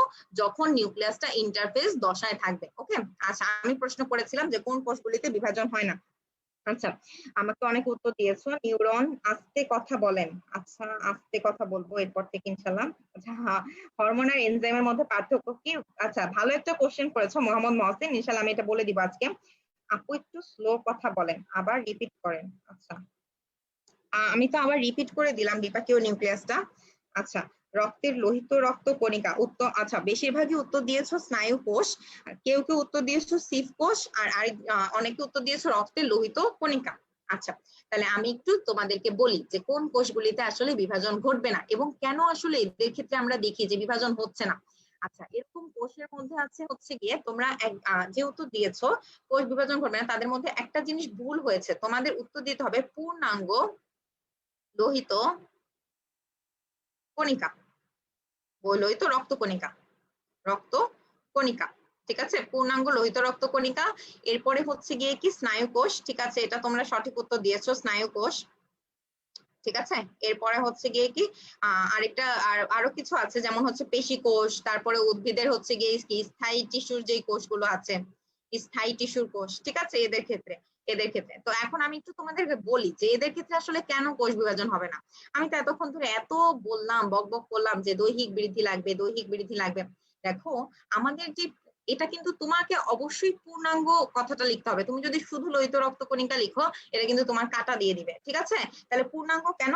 দেখো, আমাদের যে ম্যাচিউর লোহিত, আমাদের লোহিত রক্ত কণিকার কাজ কি? লোহিত রক্ত কণিকা আমাদের রক্তের মধ্যে থাকে, ওর কাজ হচ্ছে অক্সিজেন পরিবহন। ওর কাজ কি? অক্সিজেন পরিবহন। তো লোহিত রক্ত কণিকা যখন বড় হয়ে যায় বা ম্যাচিউর হয়ে যায়, একটা বয়স হয়েছে, মনে করো লোহিত রক্ত কণিকা আজকে তৈরি হলো, আজ থেকে প্রায় 100 দিন পরে ও পুরা ম্যাচিউর, বড় হয়ে গেছে। এখন এই লোহিত রক্ত কণিকার কাজ হচ্ছে সে কোষের ভেতরে কি করতেছে? অক্সিজেন পরিবহন করতেছে। এখন লোহিত রক্ত কণিকা বেশ পুচকু একটা জিনিস, তার মধ্যে অক্সিজেনের জন্য তো একটা জায়গা লাগবে। এখন এই লোহিত রক্তকণিকার ভিতরে একটা বড় জায়গা দখল করে আছে লোহিত রক্তকণিকার নিউক্লিয়াস। লোহিত রক্তকণিকার নিউক্লিয়াস। এখন লোহিত রক্তকণিকার নিউক্লিয়াসকে বলবে যে ভাই আমার তো আসলে অক্সিজেন পরিবহন করা আমার কাজ, এখন তুমি তো অনেক বড় জায়গা দখল করে আছো, তোমার জন্য তো আমি পর্যাপ্ত পরিমাণে অক্সিজেন নিয়ে যাইতে পারতেছি না। তখন লোহিত রক্তকণিকার নিউক্লিয়াস একটা এখানে হচ্ছে গিয়ে ওই বাপ্পা রাজের মতন ভূমিকা পালন করে, বুঝছো? ওই যে নিজের বউকে আরেকজনের কাছে দিয়ে দেয়, এরকম টাইপের অবস্থায় ও নিউক্লিয়াস তখন বলবে আচ্ছা ঠিক আছে, তাহলে যেহেতু তুমি এখানে অক্সিজেনকে জায়গা দিতে চাচ্ছ আমি তাহলে ভ্যানিশ হয়ে যাই। তো লোহিত রক্তকণিকাটা যখন ম্যাচিউর হবে বা পূর্ণাঙ্গ হবে তখন কি হয়, লোহিত রক্তকণিকার মধ্যে এই নিউক্লিয়াস আর থাকে না, নিউক্লিয়াস ভ্যানিশ হয়ে যায়। কেন? নিউক্লিয়াস এখানে একটা অমর আত্মত্যাগ করে যায়, তার জন্য যাতে লোহিত রক্তকণিকা পর্যাপ্ত পরিমাণে অক্সিজেন পরিবহন করতে পারে। এখন চিন্তা করো যদি কোষের মধ্যে নিউক্লিয়াসই না থাকে তাহলে তো কি হচ্ছে, আমরা জানি যে ক্যারিওকাইনেসিস হয়, তাহলে তো ক্যারিওকাইনেসিস হতে পারবে না। ক্যারিওকাইনেসিস কি হতে পারবে? ক্যারিওকাইনেসিস মানে নিউক্লিয়াসের বিভাজন। ক্যারিওকাইনেসিস লোহিত রক্তকণিকায় তো তাহলে হতে পারবে না। যেহেতু ওর ক্যারিওকাইনেসিস হতে পারে না তাই ওর আর কোষ বিভাজনও পসিবল হয় না। এই জন্য লোহিত রক্তকণিকার মধ্যে কোষ বিভাজন হবে না। ওকে, আশা করি তোমরা বুঝতে পেরেছো। এবার স্নায়ু কোষের কথায় আসি। স্নায়ুকোষে কি হয়? স্নায়ুকোষের চিন্তা করো তো, তুমি আজকে আমি যা পড়াইছি তুমি তোমার মাথার মধ্যে ঢুকাই নিছো, তোমার স্নায়ু কোষের মধ্যে সবকিছু ক্যাপচার করে নিছো। কালকে তুমি আজকে রাত্রে ঘুমাইছো, সকালে উঠে তোমার স্নায়ুকোষ সব বিভাজিত হয়ে গেছে, সব বিভাজিত হয়ে গেছে, তোমার সব পড়া কি হয়ে গেছে, খণ্ড বিখণ্ড হয়ে গেছে, উল্টাপাল্টা হয়ে গেছে, কোষের মধ্যে সব ক্যাপচার্ড হয়েছিল, তোমার পড়া ডাবল ডাবল হয়ে গেছে, কোনোটা হচ্ছে ভ্যানিশ হয়ে গেছে, উল্টাপাল্টা অবস্থা হয়ে গেল। তাহলে কি তোমার স্নায়ুকোষের বিভাজনটা আসলে প্রয়োজন আছে? তাহলে তো তোমার স্নায়ু, তোমার যে হচ্ছে মেমোরি, তোমার মেমোরিই হচ্ছে উল্টাপাল্টা হয়ে যাবে। এই জন্য স্নায়ুকোষের বিভাজনটা আসলে হয় না। আরো একটা কারণ আছে, স্নায়ুকোষের মধ্যে কি হয়, নিউরনের ভিতরে দেখি আমরা যে সেন্ট্রিওল বা সেন্ট্রোজোম যেটা বলো, সেন্ট্রিওল থাকবে না। তো সেন্ট্রিওল আসলে কোষ বিভাজনের জন্য খুবই গুরুত্বপূর্ণ ভূমিকা পালন করে, যেটা আমরা নেক্সট ক্লাসে জানবো মাইটোসিসে কিভাবে সেন্ট্রিওল গুরুত্বপূর্ণ ভূমিকা পালন করে। যেহেতু ওর ক্ষেত্রে আসলে সেন্ট্রিওলই নেই তাই ওর ক্ষেত্রে আসলে কোষ বিভাজিত হয় না। আচ্ছা, স্থায়ী টিস্যুর ক্ষেত্রে কি? স্থায়ী টিস্যুগুলি এরকমই টিস্যু যে টিস্যুগুলি কখনোই বিভাজিত হবে না। হ্যাঁ, ওদের ক্ষেত্রে আসলে বিভাজন হবে না। আর পেশি কোষের ক্ষেত্রে তোমার পেশিও আসলে একটা টাইম পরে আর বিভাজিত হয় না, কারণ পেশি যদি এক সময় বিভাজিত হতে হতে থাকে তাহলে তো তোমার মস্ত বড় একটা হাত, মানে তোমার হাতের পেশি এখানে হচ্ছে পুরো ফুলে যাবে, তুমি একদম বডি বিল্ডার যেরকম হচ্ছে গিয়ে অনেক পেশি থাকে ওরকম হয়ে যাবে। বা এটা যদি হচ্ছে গিয়ে কি অনিয়ন্ত্রিত ভাবে বৃদ্ধি পেতে থাকে তখন তো ঝামেলা হয়ে যাবে। এই জন্য পেশিও একটা সময় দেখা যায় কি যে এই পেশি কোষগুলো আর হচ্ছে বিভাজিত হচ্ছে না। ঠিক আছে, তাহলে আমরা বুঝলাম যে কোষ বিভাজন গুলো আসলে মানে কোন কোন কোষে বিভাজন হয় না এবং কেন হচ্ছে না। আর আমরা আজকে ইন্টারফেস পড়লাম এবং অ্যামাইটোসিস পড়লাম। নেক্সট ক্লাসে ইনশাআল্লাহ আমরা হচ্ছে মাইটোসিস পড়বো। ইনশাআল্লাহ আগামীকালকে নেক্সট ক্লাসটা হবে। তোমাদের কারো কোনো প্রশ্ন থাকলে আমাকে কমেন্টে করতে পারো। আচ্ছা, সবাই হচ্ছে লোহিত রক্তকণিকা, স্নায়ুকোষ, নিউরন এগুলো বলছো, ঠিক আছে। হ্যাঁ, আজকের ক্লাস কিন্তু শেষ। ঠিক আছে, আজকের ক্লাস শেষ। যারা যারা জয়েন করেছো সবাইকে অসংখ্য ধন্যবাদ। আর তোমরা আজকের ক্লাসটার নোট যদি করে নোটটা কিন্তু অবশ্যই হচ্ছে আমাদের যে গ্রুপ আছে গ্রুপের মধ্যে দিয়ে দিবে। ওকে, আচ্ছা। আর এই ক্লাসের বাকি অংশটা হচ্ছে বিভাজিত না হলে এগুলো তৈরি হয় কিভাবে? হ্যাঁ, এটা একটা ভালো প্রশ্ন। দেখো, এগুলি আসলে কি হয়, তৈরি হয় কিন্তু একটা সময় পরে দেখা যায় কি যে তৈরি হচ্ছে, বিভাজিত হচ্ছে যখনই এরা ম্যাচিউর হয়ে যাচ্ছে, এরপরে যখন আর বিভাজনের প্রয়োজন নাই। কারণ এই যে স্নায়ুকোষ, এই স্নায়ুকোষের হচ্ছে গিয়ে কি তৈরি হওয়ার পরবর্তীতে দেখা গেল যে এরা আসলে তৈরি হয়ে গেছে, এরপরে আর বিভাজনের প্রয়োজন নেই, তখন আর বিভাজিত হবে না। তৈরি হবে একটা সময়, মানে বিভাজিত হবে, কিন্তু সবকিছুই দেখা যায় কি একটা সময় পরে ম্যাচিউর হয়ে যায়, তখন আর এর হচ্ছে গিয়ে কি বিভাজিত হয় না। অনেকটা এরকম যে তুমি যখন হচ্ছে গিয়ে কি একটা সময় ছোটবেলায় কিন্তু আসলে আমাদের অনেক চাওয়া পাওয়া থাকে, কিন্তু একটা সময় গিয়ে কি হয় যে আমাদের চাওয়া পাওয়া গুলি কমে আসে, আমরা অনেক কিছু বুঝতে পারি। তো ওদেরও এরকম যে ছোটবেলায় বিভাজিত হয়ে ঠিকই তৈরি হয়েছিল এবং বিভাজিতও হয়েছিল, এরপরে একটা সময় যে যখন ও ম্যাচিউর হয়ে যায় তখন আর বিভাজিত হয় না, লোহিত রক্তকণিকার ক্ষেত্রে। তো একজন প্রশ্ন করছিল যে হরমোন ও এনজাইম এদের মধ্যে পার্থক্যটা কি, তো ওইটা আমি একটু বলে দিই।